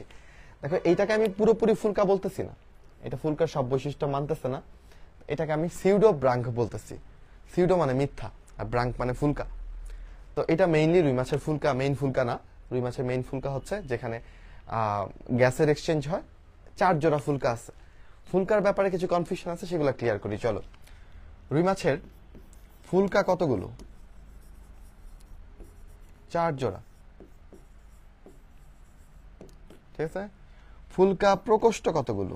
প্রকোষ্ঠ প্রকোষ্ঠ কালকে নেক্সট ক্লাসে ধরবো এটা। ফুলকা প্রকোষ্ঠ হচ্ছে 2টা। এই যে 2টা কানকর নিচে 2টা প্রকোষ্ঠ অর্ধচন্দ্রাকৃতির, রাইট? মাছের মাথাতে তুমি দেখছো কানকটা তুলে ফেললে এখানে একটা অর্ধচন্দ্রাকৃতির গর্ত তৈরি হয় না, ওইটাই। তারপর হচ্ছে ফুলকা ছিদ্র। ফুলকা ছিদ্র কয়টা? 5 জোড়া, ঠিক আছে। তারপর হচ্ছে ফুলকা আর্চ। ফুলকা আর্চ বলে একটা স্ট্রাকচার আছে, এটাও কতগুলো? ফুলকা আর্চ হচ্ছে 5 জোড়া, বুঝছো? তো এই হচ্ছে ফুলকার ব্যাপারে আলাপ, সংখ্যাগুলো শিখে রাখবো। আমরা চলে আসি মেইন পড়াতে। তাহলে 4 জোড়া ফুলকাতে দেখো কিছু ধমনী প্রবেশ করতেছে, যারা কার্বন ডাইঅক্সাইড যুক্ত রক্ত ফুলকার ভেতরে প্রবেশ করাই দিচ্ছে, রাইট? ধমনীগুলোর নাম হচ্ছে আমাদের এফারেন্ট ধমনী। এফারেন্ট মানে কোনো কিছুতে প্রবেশ করবে। ধরো যে কোনো কিছুতে ধমনী হতে পারে, কোনো নালী হতে পারে, যদি প্রবেশ করে তাহলে হচ্ছে এফারেন্ট। কিভাবে মনে রাখবো? আমাদের যে অ্যালফাবেট শুরু কি এ দিয়ে না, তাহলে যেটা প্রবেশ করবে সেটা কি বলো? সেটা হচ্ছে এফারেন্ট, বোঝা গেল? আর যেটা বেরোয় যাবে এটা হচ্ছে ইফারেন্ট। ই দিয়ে কি এক্সিট বলা যায় না? তাহলে এক্সিট দিয়েই তো বেরোয় যায়। ই দিয়ে এফারেন্ট, এফারেন্ট দিয়ে হচ্ছে বেরোয় যাবে। এফারেন্ট ঢুকবে, ইফারেন্ট বেরোয় যাবে। বাংলা করলে এফারেন্টকে আমি অন্তর্মুখী বলি, ইফারেন্টকে বহির্মুখী বলি। ফুলকাতে যারা ঢুকতেছে তারা অন্তর্মুখী বা এফারেন্ট, এবং যেহেতু ফুলকার সাথে রিলেটেড ব্যাপারগুলোকে আমরা বলি ব্রাঙ্ক, তাই এই ধমনীগুলোর নাম হচ্ছে ব্রাঙ্কিয়াল ধমনী। ফুসফুসের সাথে রিলেটেড ব্যাপারগুলো যেরকম পালমোনারি, ফুলকার সাথে রিলেটেড ব্যাপারগুলো হচ্ছে ব্রাঙ্ক বা ব্রাঙ্কিয়াল। তাহলে আমাদের 4 জোড়া এফারেন্ট ব্রাঙ্কিয়াল ধমনী কিন্তু আমি দেখতে পাচ্ছি। জোড়া দেখতে পাচ্ছি না, আমি একটা একটা দেখতে পাচ্ছি। এই যে এইটা হচ্ছে তোমার প্রথম জোড়া ফুলকাতে ঢুকবে, এই পাশে একটা, এই পাশেও একটা থাকবে, তাই না? যে দুই পাশে ফুলকা দেখাও, যে এরকম করে দুই পাশের ফুলকাতে ঢুকবে। এগুলো হচ্ছে আমাদের এফারেন্ট ব্রাঙ্কিয়াল আর্টারি, যারা ফুলকাতে কার্বন ডাইঅক্সাইড যুক্ত রক্ত নিয়ে গেল। এবার ফুলকাতে সেই কার্বন ডাইঅক্সাইডটা রিলিজ হয়ে অক্সিজেনটা কিন্তু রক্তে প্রবেশ করে ফেলবে। সেই অক্সিজেন যুক্ত রক্ত ইফারেন্ট ধমনীতে বেরোয় আসবে, তাই না? এটা কি হবে বলো? এটা অক্সিজেন যুক্ত, আর এটা ছিল কার্বন ডাইঅক্সাইড যুক্ত রক্ত, আর এটা হচ্ছে তোমার ফুলকা। ফুলকা থেকে অক্সিজেন যুক্ত রক্ত বেরোয় যেটা আসবে সেটাকে আমি ইফারেন্ট ব্রাঙ্কিয়াল ধমনী বলবো। সো এইটা আমার 1 নাম্বার ইফারেন্ট ব্রাঙ্কিয়াল ধমনী, এটা 2 নাম্বার, এটা 3 নাম্বার, সরি এটা 1, হ্যাঁ এটা 1, এটা 2, এটা হচ্ছে 3, এটা হচ্ছে 4, তাই না? একটু মুছে ক্লিয়ার করি জায়গাটা, বেশি ইজিবিজি হয়ে যাচ্ছে। ইফারেন্ট ব্রাঙ্কিয়াল ধমনীকে আমি লাল রঙে দেখাইছি কারণ এটা অক্সিজেন যুক্ত। দেখো এই যে 1 নাম্বারটা, এটা আরেকটা ধমনীর সাথে গিয়ে কিন্তু মিলছে, 2 নাম্বারটাও সেই ধমনীতে মিলছে, 3 আর 4 সেই ধমনীতে মিলার আগে নিজেরা মিলছে, যে চলো আমরা একসাথে মিলি, তারপর সেই ধমনীতে গিয়ে মিলছে। এই ধমনীটার নাম হচ্ছে ল্যাটারাল অ্যাওর্টা। এই ধমনীটার নাম কি বলো? Lateral aorta. ল্যাটারাল অ্যাওর্টা মানে হচ্ছে পার্শ্বীয় ধমনী। ল্যাটারাল মানে সাইডে, বুঝছো? তো এটা মাথার 2 সাইডে থাকে আর কি। এটা হচ্ছে একটা ল্যাটারাল অ্যাওর্টা, যেখানে এক পাশের বহির্বাহী ফুলকা ধমনীগুলো এসে মিলল, ওই পাশ থেকেও আসবে, ওরাও এসে এখানে মিলবে। এই যে ধরো এখানে 1 নাম্বারটা, অন্য পাশের 2 জোড়া ফুলকা না, অন্য পাশের বহির্বাহীটা এখানে এসে মিলল, 2 নাম্বারটা এখানে এসে মিলল, আর 3 আর 4 নিজেরা মিলে এখানে এসে মিলল। তাহলে এটাও আরেকটা কি ল্যাটারাল অ্যাওর্টা। দুইটা ল্যাটারাল অ্যাওর্টা দেখছো? এই দুটো ল্যাটারাল অ্যাওর্টা আবার একসাথে একটা সার্কেলের মতো তৈরি করে। দেখো ল্যাটারাল অ্যাওর্টা দুইটা কিন্তু একটা সার্কেল তৈরি করছে না, একটা গোল্লা বা বৃত্ত তৈরি করছে না? এই জিনিসটাকে একসাথে বলতেছি সার্কিউলাস সেফালিকাস। সার্কেল তৈরি করছে তাই সার্কিউলাস, আর এই জিনিসটা থাকে হচ্ছে মাথায়, চান্দির ঠিক নিচে। হ্যাঁ, আমি দেখাবো কোথায়। তাই এটার নাম সার্কিউলাস সেফালিকাস। ওকে, তো সার্কুলার সেফালিকাসের উপর থেকে যে ধমনীগুলো বের হয়ে গেছে সেটা মস্তিষ্কে রক্ত নিয়ে যাচ্ছে। মস্তিষ্কে যেসব ধমনী রক্ত নিয়ে যায় তাদের নাম ক্যারোটিড ধমনী। কোথায় নিয়ে যাবে বলো? মস্তিষ্কে। আমাদের ক্যারোটিড ধমনীও কিন্তু কোথায় রক্ত নিয়ে যায়? মস্তিষ্কে রক্ত নিয়ে যায়। আমি আমার এখানে যদি হাত দেই, আমি একটা পালস ফিল করতে পারি। এটা হচ্ছে আমার ক্যারোটিড পালস, বুঝছো? এটা আমার মস্তিষ্কে রক্ত নিয়ে যাচ্ছে। রুই মাছেরও সেরকম থাকে। আর এই সার্কুলার সেফালিকাস থেকে নিচের দিকে যেটা চলে গিয়েছে সেটার নাম ডরসাল অ্যাওর্টা। আমরা ভেন্ট্রাল অ্যাওর্টা দেখছিলাম হার্ট থেকে বের হয়, আর ডরসাল অ্যাওর্টা মানে পিঠ বরাবর যাবে যেটা, সেটা বেরোচ্ছে হচ্ছে সার্কুলার সেফালিকাস থেকে নিচের দিকে। যারা এখনো রিলেট করতে পারতেছো না, জাস্ট একটা ছবি দেখাবো, তাহলে সবকিছু রিলেট হয়ে যাবে। আর ডরসাল অ্যাওর্টা থেকে অনেক শাখা বেরোচ্ছে, এগুলা পরিপাক তন্ত্রের বিভিন্ন অঙ্গে যাচ্ছে। হ্যাঁ, কিডনিতে যাচ্ছে, লিভারে যাচ্ছে। ওকে, এটুকু হচ্ছে আমাদের মেইন পড়া। উপর দিকে তাও দুই চারটা আরো কিছু ধমনী আছে। একটা ধমনী আছে হাইওয়েড ধমনী, এটা বেসিক্যালি সিউডো ব্রাঙ্কে রক্ত সরবরাহ করে। হ্যাঁ, সিউডো ব্রাঙ্কে রক্ত সরবরাহ করে হাইওয়েড ধমনী। হাইওয়েড ধমনী একটা শাখা হচ্ছে অপথ্যালমিক ধমনী। অপথ্যালমিক মানে চোখ রিলেটেড। অপথ্যালমিক ধমনী হচ্ছে চোখে রক্ত সরবরাহ করবে। এবার এই জিনিসটা রুই মাছের ঠিক কোন জায়গাতে থাকে সেটা একটু দেখান, এরপর এটা আবার একটু রিক্যাপ করেন। আমি ঠিক সেটাই করতেছি, ওয়েট করো। চলো আমরা রুই মাছে যাই। এটা হচ্ছে রুই মাছের দেহ। এবার যেই ধমনীগুলো আমি তোমাকে এখান থেকে দেখা আসলাম, এটা এবার এখান থেকে রিলেট করো। এই যে তোমার হার্ট, হার্ট থেকে বেরোচ্ছে হচ্ছে ভেন্ট্রাল অ্যাওর্টা। এটাই তোমার সেই ভেন্ট্রাল অ্যাওর্টা। নাম কি এটা? Ventral aorta. কেন এটাকে ভেন্ট্রাল অ্যাওর্টা বলছি? কারণ এটা পেটের দিকে থাকে। আচ্ছা, রুই মাছের পেট কোনটা? এই দিকটাই তো। পিঠ কোনটা? এই দিকটা, তাই না? তাহলে এটা ভেন্ট্রাল অ্যাওর্টা। ওকে, ভেন্ট্রাল অ্যাওর্টা থেকে এফারেন্ট ব্রাঙ্কিয়াল ধমনী বের হয়। এই যে এরাই হচ্ছে তোমার এফারেন্ট ব্রাঙ্কিয়াল ধমনী। হ্যাঁ, এটা 1 নাম্বার ফুলকাতে ঢুকছে, এটা 2, এটা 3, এটা 4। এটা হচ্ছে এক সাইড ভিউ দেখতেছে, ওই সাইডের জন্য আরো এরকম 4টা আছে। তারপর এরা হচ্ছে ইফারেন্ট ব্রাঙ্কিয়াল ধমনী। এই যে যারা বেরোচ্ছে, এই যে 1, 2, 3, 4, এই 4টা। এই 4জন মিলে, এই যে আমি এখন কি রং করব এটাকে বলো? নীল রং করি যদি এটা ধমনী। এই যে নীল রংটা করলাম, এটা হচ্ছে আমাদের ল্যাটারাল অ্যাওর্টা, বুঝছো? এই ল্যাটারাল অ্যাওর্টাতে গিয়ে এই বহির্বাহী ব্রাঙ্কিয়াল ধমনীগুলো কিন্তু মিশছে। ওই পাশেও একটা ল্যাটারাল অ্যাওর্টা আছে। এই দুটো ল্যাটারাল অ্যাওর্টা মিলে এরকম একটা সার্কেল তৈরি করছে রুই মাছের মাথায়। কিন্তু এইটার নাম কি বলো? এটার নাম হচ্ছে সার্কিউলাস সেফালিকাস।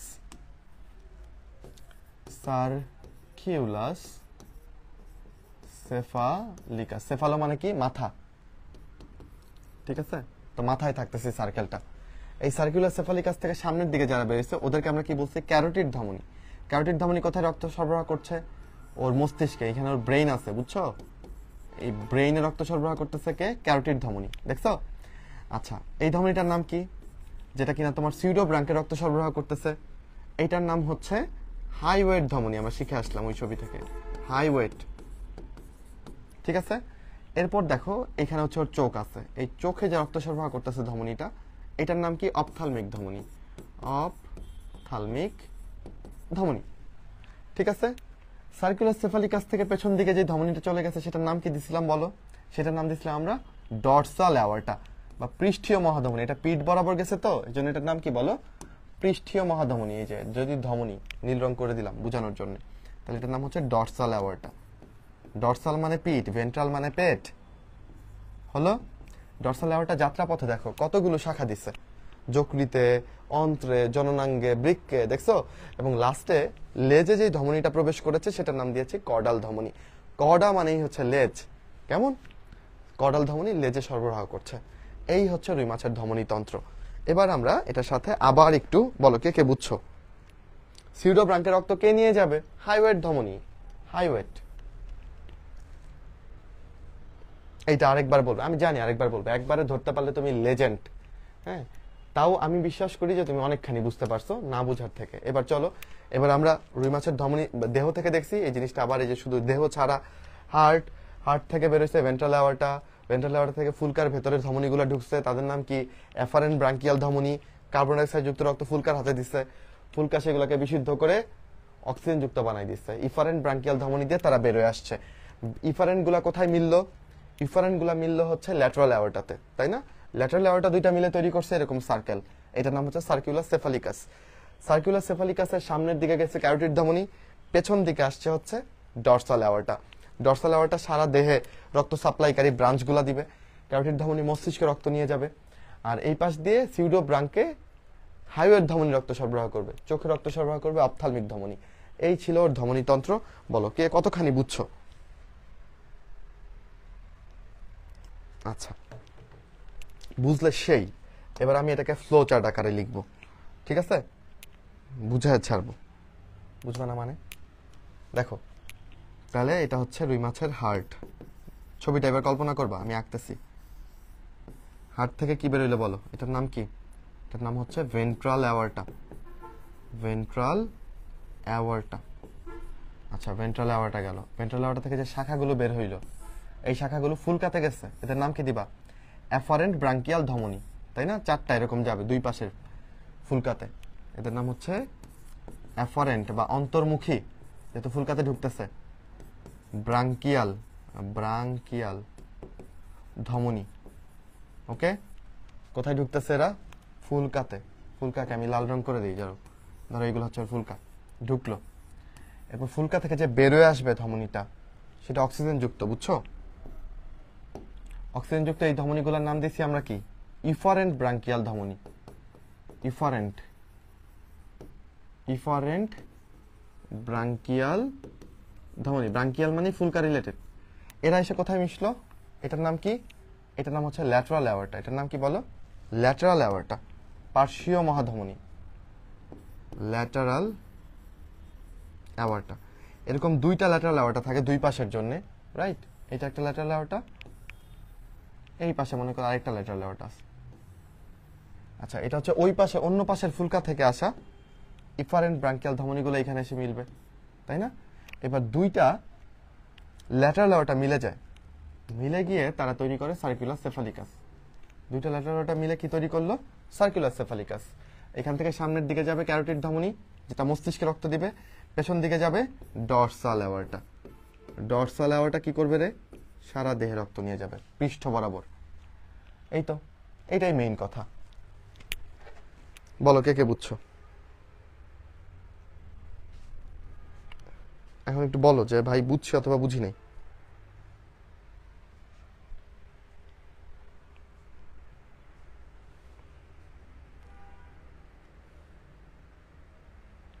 জানাও একটু আমাকে।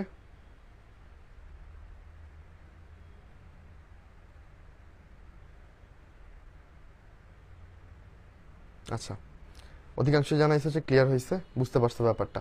তো এভাবে একটু নিজে এঁকে ছবিটা দেখে ভালো মতো পড়বা, তাহলে আর কখনোই ভুলতে হবে না। দেখো এই যে আমি যে পড়াই দিলাম তোমাকে, এইবার এই ছবিটা বুঝার পরে তুমি যদি এবারে এনে রিডিং দাও না, তোমার কাছে এটা একদম পানিবাত লাগবে। চলো আমি তোমার সাথে, আমার সময় আছে, সমস্যা নেই, আমি একটু রিডিং দেই তোমার সাথে, দেখি আমরা এই লাইনগুলো বুঝি কিনা। আর ছবি না দেখে যারা এটা মুখস্থ করবে তারা এটা জীবনও বুঝবে না, শিওর থাকো। ওকে, চলো আমরা পড়ি কি বলছে। রক্তবাহিকা হৃৎপিণ্ড থেকে উৎপত্তি লাভ করে কৈশিক জালিকায় পরিসমাপ্ত হয়। আচ্ছা, ধমনীর সংজ্ঞা দিচ্ছে। ধমনী তো আমরা জানি হার্ট থেকে বের হবে, শেষ হবে কি কৈশিক জালিকাতে গিয়ে। আমি ছবি এঁকে দেখাইছি তোমাকে। আচ্ছা, এটা ধমনীতন্ত্র। ধমনীতন্ত্র যেহেতু ধমনীর ব্যাখ্যাটা দিয়ে নিচ্ছে। রুই মাছের ধমনীতন্ত্র একটু ডিফারেন্ট, হ্যাঁ, এটা সরীসৃপ থেকে ডিফারেন্ট। এবং এখানে কি কি নতুন জিনিস আমরা পাচ্ছি? অন্তর্বাহী ব্রাঙ্কিয়াল ধমনী, বহির্বাহী ব্রাঙ্কিয়াল ধমনী, পৃষ্ঠীয় মহাধমনী, এইসব শাখা প্রশাখা এগুলা নিয়ে এটা তৈরি। এবার এখানে অন্তর্বাহী বা এফারেন্ট ব্রাঙ্কিয়াল ধমনী তোমাকে বুঝাইছে।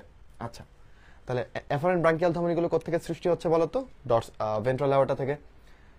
যে সকল রক্তবাহিকা হৃৎপিণ্ড থেকে প্রবাহিত রক্ত ফুলকায় সরবরাহ করে, ফুলকায় যারা ঢুকবে তারাই তো এফারেন্ট, বুঝে গেছি।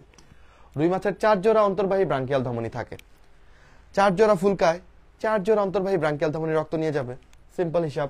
আচ্ছা, কোনাস আর্টেরিওসাস রুই মাছে থাকে না, কার থাকে? উভচরে থাকে। উভচর বলতে ব্যাঙের থাকে, ব্যাঙ। ওকে, ভেন্ট্রিকল থেকে রক্ত কি দিয়ে যাচ্ছে? ভেন্ট্রাল অ্যাওর্টা দিয়ে যাচ্ছে। ভেন্ট্রাল অ্যাওর্টার গোড়া যে স্ফীত হয়েছিল এটাকে কি বলতেছি? ভালভাস আর্টেরিওসাস। এখানে ভালভাস অ্যাওর্টা বলছে, এটা মেইনলি ভালভাস আর্টেরিওসাস। আচ্ছা, ভেন্ট্রাল অ্যাওর্টা কোথায়? হাইওয়েট পর্যন্ত অগ্রসর হয়েছে। ওকে ফাইন, ওই যে সিউডো ব্রাঙ্ক পর্যন্ত অগ্রসর হয়েছে, এই যে এই পর্যন্ত আসছে। এই পর্যন্ত এসে আসলে সে শাখাগুলো দিচ্ছে, তাই না? ওকে, এবং দুই পাশে শাখা সৃষ্টি করে। এই যে দুই পাশে সে শাখা দিচ্ছে, প্রথম শাখা দুইটি উভয় পাশের প্রথম ফুলকায় রক্ত সরবরাহ করে। এই যে এই পাশে একটা ফুলকা আর এই পাশে একটা ফুলকা কল্পনা করে নাও। দ্বিতীয় শাখাটা দ্বিতীয় জোড়া ফুলকায়, তৃতীয় শাখা দুইটা তৃতীয় জোড়া ফুলকায়, এভাবে রক্ত সরবরাহ করবে। ফলে রুই মাছের প্রতি পাশে 4টি করে মোট 4 জোড়া অন্তর্বাহী ব্রাঙ্কিয়াল ধমনী থাকে। এই যে প্রথম জোড়া, এই যে দ্বিতীয় জোড়া, এই যে তৃতীয় জোড়া, এই যে চতুর্থ জোড়া মিলল। টাকি মাছ, যার সাইন্টিফিক নেম হচ্ছে চান্না পাংটাটাস, এটার তৃতীয় এবং চতুর্থ ব্রাঙ্কিয়াল ধমনী, তৃতীয় এবং চতুর্থ অন্তর্বাহী ব্রাঙ্কিয়াল ধমনী মানে কোনটা বুঝছো? এই যে এই দুইটা, আমি দাগাই দাঁড়াও, এই যে এইটা আর এইটা, এই দুইটা এরকম প্যাচ সৃষ্টি করে, বুঝছো? প্যাচায় থাকে অনেক। তো রুই মাছের ক্ষেত্রে এরকম প্যাচ ট্যাচ নাই, সুন্দর স্পষ্ট আলাদা। ওকে, তাহলে আমি এই লাইনগুলো সব বুঝতে পারলাম না? বলো, বুঝে গেছি। আসো, বহির্বাহী ব্রাঙ্কিয়াল ধমনী, 4 জোড়া ফুলকা থেকে 4 জোড়া বহির্বাহী ব্রাঙ্কিয়াল ধমনী বের হবে, আমরা দেখছি। প্রথম বহির্বাহী ব্রাঙ্কিয়াল ধমনী হাইওয়েড আছে। আচ্ছা, মানে প্রথম বহির্বাহী ব্রাঙ্কিয়াল ধমনীর একটা শাখা হচ্ছে হাইওয়েড, ওই হাইওয়েডটা সিউডোব্রাঙ্কে রক্ত দিবে। হাইওয়েডের একটা শাখা হচ্ছে অপথালমিক ধমনী, এটা চোখে রক্ত দিবে। আচ্ছা, প্রথম এবং দ্বিতীয়টা ল্যাটারাল অ্যাওর্টায় গিয়ে উন্মুক্ত হইল। তৃতীয় এবং চতুর্থটা আগে নিজেরা মিলে, ল্যাটারাল অ্যাওর্টায় উন্মুক্ত হওয়ার আগে নিজেরা আগে মিলে, তারপর তার ল্যাটারাল অ্যাওর্টায় উন্মুক্ত হয়। ছবিতে দেখো, এই যে তৃতীয় এবং চতুর্থ আগে নিজেরা মিলছে, তারপর ল্যাটারাল অ্যাওর্টায় উন্মুক্ত হয়েছে। সব লাইন বুঝতেছি আশা করি। ডরসাল অ্যাওর্টা, ডরসাল অ্যাওর্টা কিভাবে সৃষ্টি হলো? দুই পাশে ল্যাটারাল অ্যাওর্টা একসাথে হয়ে তৈরি করছে কি, পেছন দিকে ডরসাল অ্যাওর্টা সৃষ্টি করছে। আর তারা যে গোল্লাটা সৃষ্টি করছে এটার নাম কি? সার্কুলার সেফালিকাস। শেষ। এবার ডরসাল অ্যাওর্টা থেকে অনেক শাখা বের হইছে তুমি বলছো, এইটা খুব ইম্পর্টেন্ট যে কোন শাখাটা কোথায় রক্ত দিচ্ছে। দেখো, সাবক্লেভিয়ান ধমনী, এটা কোথায় রক্ত দিবে? আমাদের দেহ সাবক্লেভিয়ান ধমনী আছে, কিন্তু আমাদের দেহে তো বক্ষ পাকনা নাই। আমাদের দেহে বেসিক্যালি আমাদের কাঁধ এবং বাহু এই অঞ্চলটাতে সাবক্লেভিয়ান ধমনী রক্ত সরবরাহ করে। রুই মাছের এই এলাকায় কি আছে বলো? রুই মাছের তো আর কাঁধ বাহু নাই, রুই মাছের আছে হচ্ছে পাকনা। তাহলে বক্ষ পাকনা, এই যে লাল লাল দেখা যাচ্ছে, এইখানে রক্ত সরবরাহ করা কার কাজ? সাবক্লেভিয়ান ধমনীর কাজ, বুঝছো? সিলিয়াকো মেসেন্টারিক, মেসেন্টেরন ব্যাপারটা অন্ত্রের সাথে জড়িত, বুঝছো? তো সিলিয়াকো মেসেন্টারিক মেইনলি পাকস্থলী, অন্ত্র, যকৃত, পরিপাকতন্ত্রের সাথে যা রিলেটেড আর কি, এইগুলোতে রক্ত সরবরাহ করবে। প্যারাইটাল ধমনী, প্যারাইটাল মানে বাইরের দিকে। তাহলে রুই মাছের বাইরের দিকে যে দেহ প্রাচীর, মাছ বলে যে অংশটাকে তুমি খেয়ে ফেলো, এই অংশের কোষগুলাকে তো রক্ত দিতে হবে, তাই না? সো প্যারাইটাল ধমনী এই বডিতে মেইনলি বাইরের দিকটা, দেহের বাইরের পৃষ্ঠের দিকে রক্ত সরবরাহ করে। রেনাল ধমনী কিডনিতে নিবে, জানোই রেনাল মানে কিডনি। ইলিয়াক ধমনী, ইলিয়াক অঞ্চল মানে শ্রোণী অঞ্চল, তাহলে এটা শ্রোণী পাকনায় রক্ত দিবে, ইলিয়াক ধমনী। কর্ডা মানে হচ্ছে লেজ, তাহলে এটা লেজে রক্ত সরবরাহ করবে। কেমন হলো বলো আমাদের ধমনীতন্ত্র পড়া?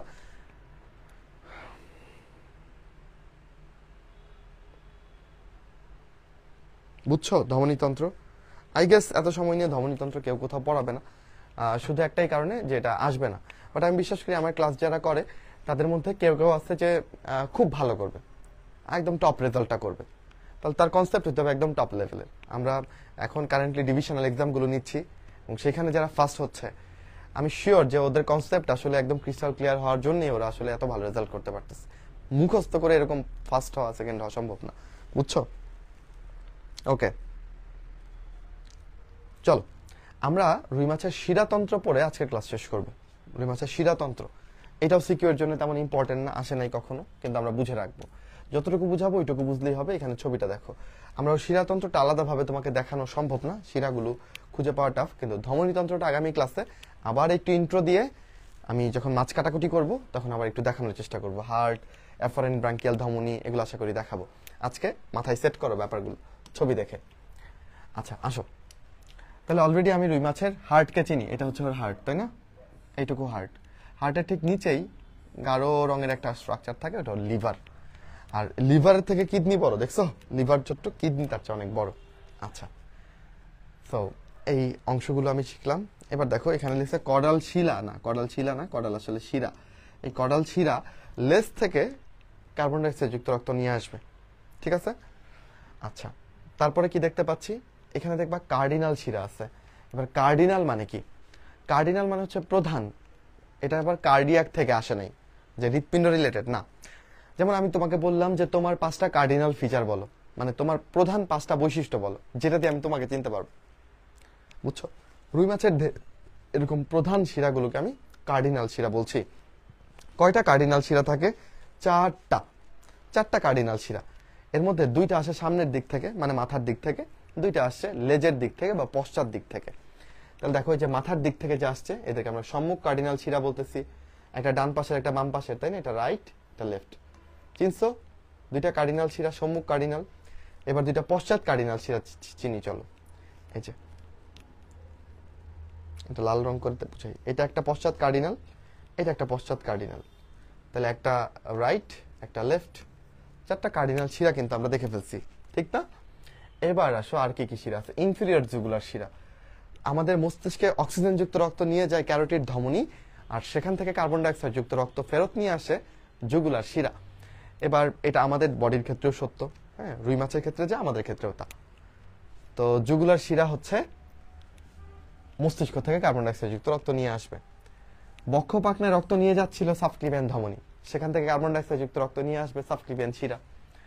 খেয়াল করো, চারটা কার্ডিনাল শিরা, ইনফিরিয়র জুগুলার শিরা, সাবক্লেভিয়ান শিরা, সব শিরা এই জায়গাটায় মিলছে, রাইট?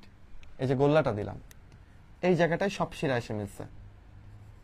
এই অংশটাকে আমরা বলতেছি ডাক্টাস কুভেরি। কি বলতেছি বলো এটার নাম? এটার নাম দিচ্ছি ডাক্টাস, ডাক্ট মানে নালী, আর বিজ্ঞানীর নাম অনুযায়ী এটাকে এই জায়গাটাকে বলতেছি কুভেরি। কুভেরি বানানটা দেখো, কুভেরি, ঠিক আছে? ডাক্টাস কুভেরি, যেখানে সব শিরা গিয়ে মিলবে। কোন কোন শিরা মিলবে? চারটা কার্ডিনাল শিরা, ইনফিরিয়র জুগুলার শিরা, সাবক্লিভিয়ান শিরা, এই সবকিছু গিয়ে মিলবে। ওকে, কি হলো? এটা চলে গেল কেন? ওকে, চলে আসছে না। আচ্ছা, তাহলে আমি এই শিরাগুলোর নাম শিখলাম। আর কি কি শিরা থাকে? এটা থেকে জাস্ট নামগুলো চেনা, যে কি কি শিরা থাকে এবং কিভাবে যাচ্ছে। তাহলে সব শিরা রক্ত দিচ্ছে ডাক্টাস কুভেরিকে। ডাক্টাস কুভেরি থেকে তারপর আসতে হচ্ছে যে এখানে সাইনাস ভেনোসাসে আসবে, তারপর অ্যাট্রিয়াম, তারপর ভেন্ট্রিকল, এরপর bulbus arteriosus, ventral aorta. I hope তুমি পেরে গেছো। ফিরে আসো, দেখো এই যে ওর বিভিন্ন অন্ত্র থেকে আসা বিভিন্ন শিরা, এই শিরাগুলো কিন্তু মিলে একটা বড় শিরা তৈরি করছে। এই শিরাটা হার্টে যেয়ে প্রবেশ করে নাই, এটা ডাক্টাস কুভেরিতে প্রবেশ করে নাই, ও চলে গেছে কোথায়? লিভারে। শিরার গতিপথ হচ্ছে বডিতে তৈরি হয়ে হার্টে যাবে, বাট এই শিরাটা ডিফারেন্ট। এই শিরাটা হার্টে না গিয়ে সে ঢুকে গেছে কোথায়? লিভারের মধ্যে ঢুকে গেছে, দেখছো? তাহলে এই শিরাটা একটা ব্যতিক্রমী শিরা, এবং এই ধরনের শিরাকে আমরা বলি পোর্টাল শিরা। পোর্ট মানে হচ্ছে বন্দর, এয়ারপোর্ট, বিমানবন্দর, তাই না? তাহলে এই যে এই শিরাগুলো লিভারকে একটা বন্দর হিসেবে ব্যবহার করছে, যে হার্টে তো যাবই, তার আগে লিভারে একটা স্টপেজ দেই, একটা পোর্ট বানাই, তারপর না হয় হার্টে যাব।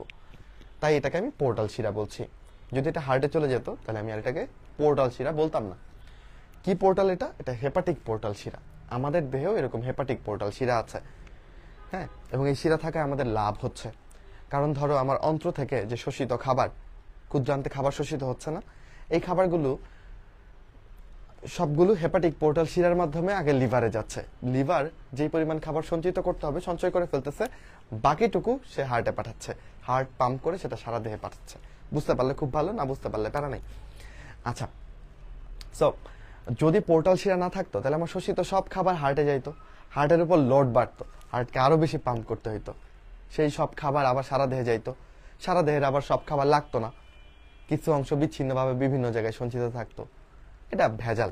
তার থেকে আমার গোডাউন হচ্ছে আমার লিভার, আমার লিভারে গিয়ে ম্যাক্সিমাম পার্টটা জমা থাকতেছে, এক্সট্রা পার্টটা মানে যেটা আমার বডিতে দরকার শুধু সেই পার্টটাই রক্ত সংবহন হচ্ছে।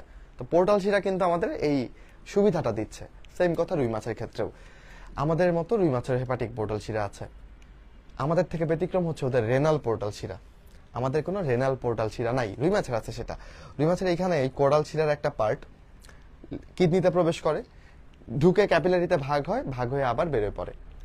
সো এই শিরাটা কিন্তু কিডনিতে ঢোকার কথা ছিল না, এই যে এই অংশটা সে কিডনিতে ঢুকছে, তাই এটার নাম হচ্ছে রেনাল পোর্টাল শিরা। দুই রকমের পোর্টাল শিরা সম্পর্কে আমরা জানলাম। আর আমরা সেগমেন্টাল শিরা বলে আরেকটা শিরা দেখছি। এটা কি ধরনের শিরা? বাম পশ্চাৎ কার্ডিনাল শিরা এবং ডান পশ্চাৎ কার্ডিনাল শিরার দুই প্রান্ত থেকে কিছু শিরা, মানে দুই প্রান্তে কিছু শিরা প্রবেশ করে, হ্যাঁ, এদেরকে আমরা সেগমেন্টাল শিরা বলতেছি। দেহের বিভিন্ন সেগমেন্ট থেকে এই শিরাগুলো কার্ডিনাল শিরাতে, পশ্চাৎ কার্ডিনাল শিরাতে প্রবেশ করে। আচ্ছা, আর এই শিরাগুলোর নাম আমি বলবো না, এটা তোমরা বলবা কোন শিরাগুলোর নাম। আচ্ছা, এখন যে রং করতেছি, এইটা, এইটা এইটা অলরেডি আমি শিখাইছি তোমাকে। বিশেষ ধরনের একটা শিরা, অনুপ্রস্থভাবে দুইটা কার্ডিনাল শিরার মাঝখানে কিন্তু ওরা সংযোগ করাই দিচ্ছে। সংযোগকরণ ইংরেজি হচ্ছে অ্যানাস্টোমোসিস, আর এটাকে আমি বলতেছি ট্রান্সভার্স অ্যানাস্টোমোসিস, যেহেতু এটা অনুপ্রস্থভাবে, প্রস্থ বরাবর, দৈর্ঘ্য বরাবর না। বুঝা গেল ব্যাপারটা? সো রুই মাছের শিরাতন্ত্র বলতে এই শিরাগুলোই ওর আছে, এবং সব শিরা গিয়ে কোথায় মিলে? ডাক্টাস কুভেরিতে। ডাক্টাস কুভেরি সেটা সাইনাস ভেনাসাস, তারপরে অ্যাট্রিয়াম ভেন্ট্রিকলে যাচ্ছে। এই শুধুমাত্র পোর্টাল শিরাগুলো, হেপাটিক পোর্টাল শিরাটা লিভারে ঢুকবে। লিভার থেকে আবার যে শিরাটা বের হবে সেটা কিন্তু একটা নর্মাল শিরা, সেটা হার্টে প্রবেশ করতেছে, ওইটাকে আবার পোর্টাল বলতে পারবে না। সে নর্মাল শিরার মতো লিভার থেকে বের হয়ে হার্টে যাচ্ছে, ওইটার নাম হেপাটিক শিরা। হ্যাঁ, তো সব শিরাই ডাক্টাস কুভেরিতে গিয়ে মিলবে। এটাই ওর শিরাতন্ত্রের মূল কথা। এবার তুমি এটা রিডিং পড়লে দেখবা পেরে যাচ্ছ ইনশাল্লাহ। ঠিক আছে, এটা থেকেও সিকিউ থাকবে না, কিন্তু রুই মাছের শিরাতন্ত্রের অংশ নয় কোনটি, এই টাইপের প্রশ্নগুলো যেন আমরা পারি।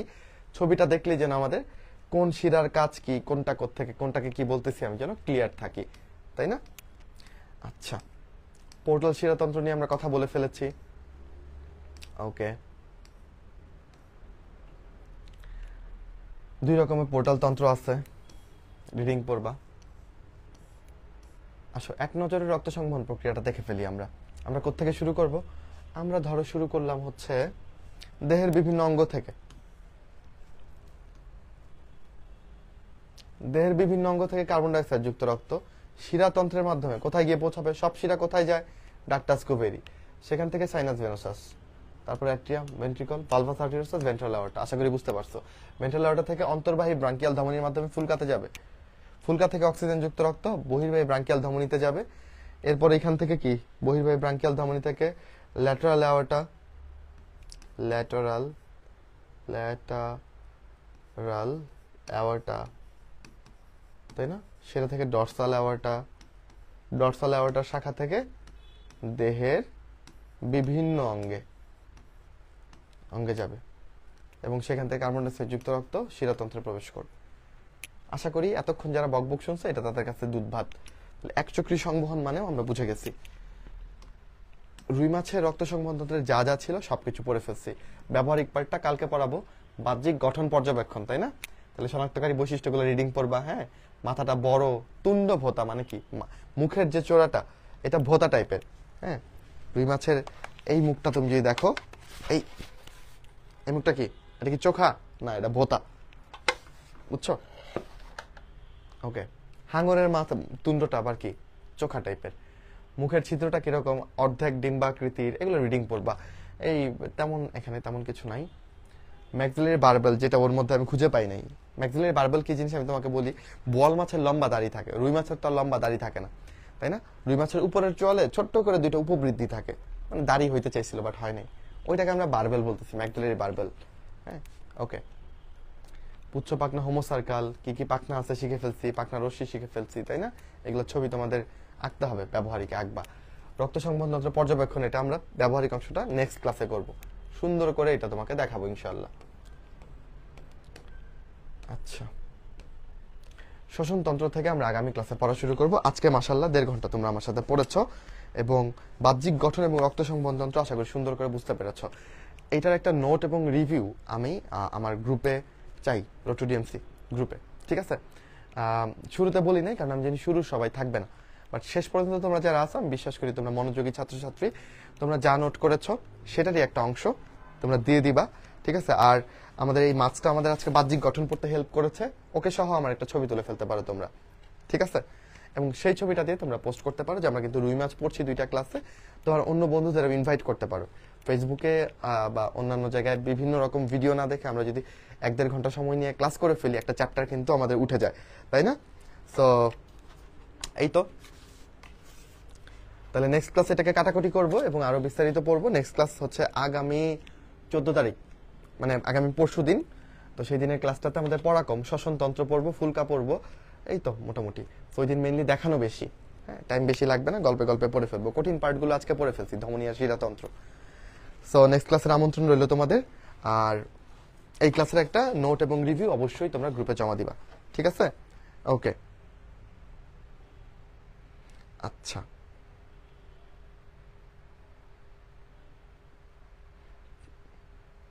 সো কি অবস্থা বলো, আজকের ক্লাস বুঝতে পারছো কিনা এবং কোনো প্রশ্ন আছে কিনা? তোমাদের প্রশ্ন থাকলে কমেন্টে জানাইতে পারো। আমরা যা যা পড়লাম, রুই মাছের বাহ্যিক গঠন, তার আইস নিয়ে, তার রক্ত সংবহন তন্ত্র নিয়ে, ধমনীতন্ত্র, শিরাতন্ত্র নিয়ে কোনো প্রশ্ন থাকলে বলতে পারো। এবং এই রুই মাছটা কিন্তু গতবার মেডিকেল ব্যাচে যখন রুই মাছ ক্লাস নিলাম, ক্লাস নেওয়ার পরে আমার এত রুই মাছ খেতে ইচ্ছে করেছে, 10টার সময় আমি গিয়ে রুই মাছ নিয়ে আসছি এবং তারপর রান্না করে রাত্রেবেলা খেয়ে তবে শান্ত হয়েছি। আজকে পাগলামি করব না, কারণ নেক্সট ক্লাসে এটাকে পড়াইতে হবে এটা থেকে, তাই আজকে কাটাকুটি করব না।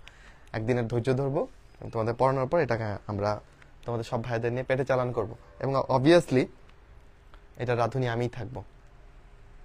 আচ্ছা, তাহলে আজকের ক্লাসটা আমরা এখানেই শেষ করি, কেমন? সো তোমরা গ্রুপে অবশ্যই এটার নোট এবং রিভিউ দিবা, এটাই শেষ কথা। নেক্সট ক্লাস ঠিক 9টায় চলে আসো। তাহলে টাটা, বাই বাই সবাইকে, আসসালামু আলাইকুম। পড়াশোনার সাথে থাইকো। হ্যাঁ, একটা কোশ্চেন বলে ফেলো তাড়াতাড়ি। আচ্ছা আচ্ছা, আমি প্রশ্ন করতেছো, শেষ করে শেষ হইলো না, দাঁড়াও। ডাকটাসটা একটু বলেন ভাইয়া। ডাক্ট মানে নালী, আর এটা নালীর মতোই একটা স্ট্রাকচার, তাই এটার নাম ডাকটাস। আর এটা আবিষ্কার করছে কোন বিজ্ঞানী? আমি না, আমি আবিষ্কার করলে এটার নাম হতো ডাকটাস রিজভি। আবিষ্কার করছে বিজ্ঞানী কুভেরি, ওর নামে ও নাম দিচ্ছে ডাকটাস কুভেরি, বুঝছো? তারপর কি প্রশ্ন করছো? আচ্ছা,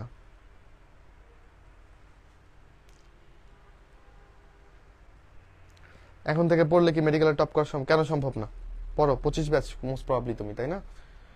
নাকি 24 ব্যাচ, যাই হোক, এখন থেকে মানে এখন থেকেই ভালো মতনে পড়ো।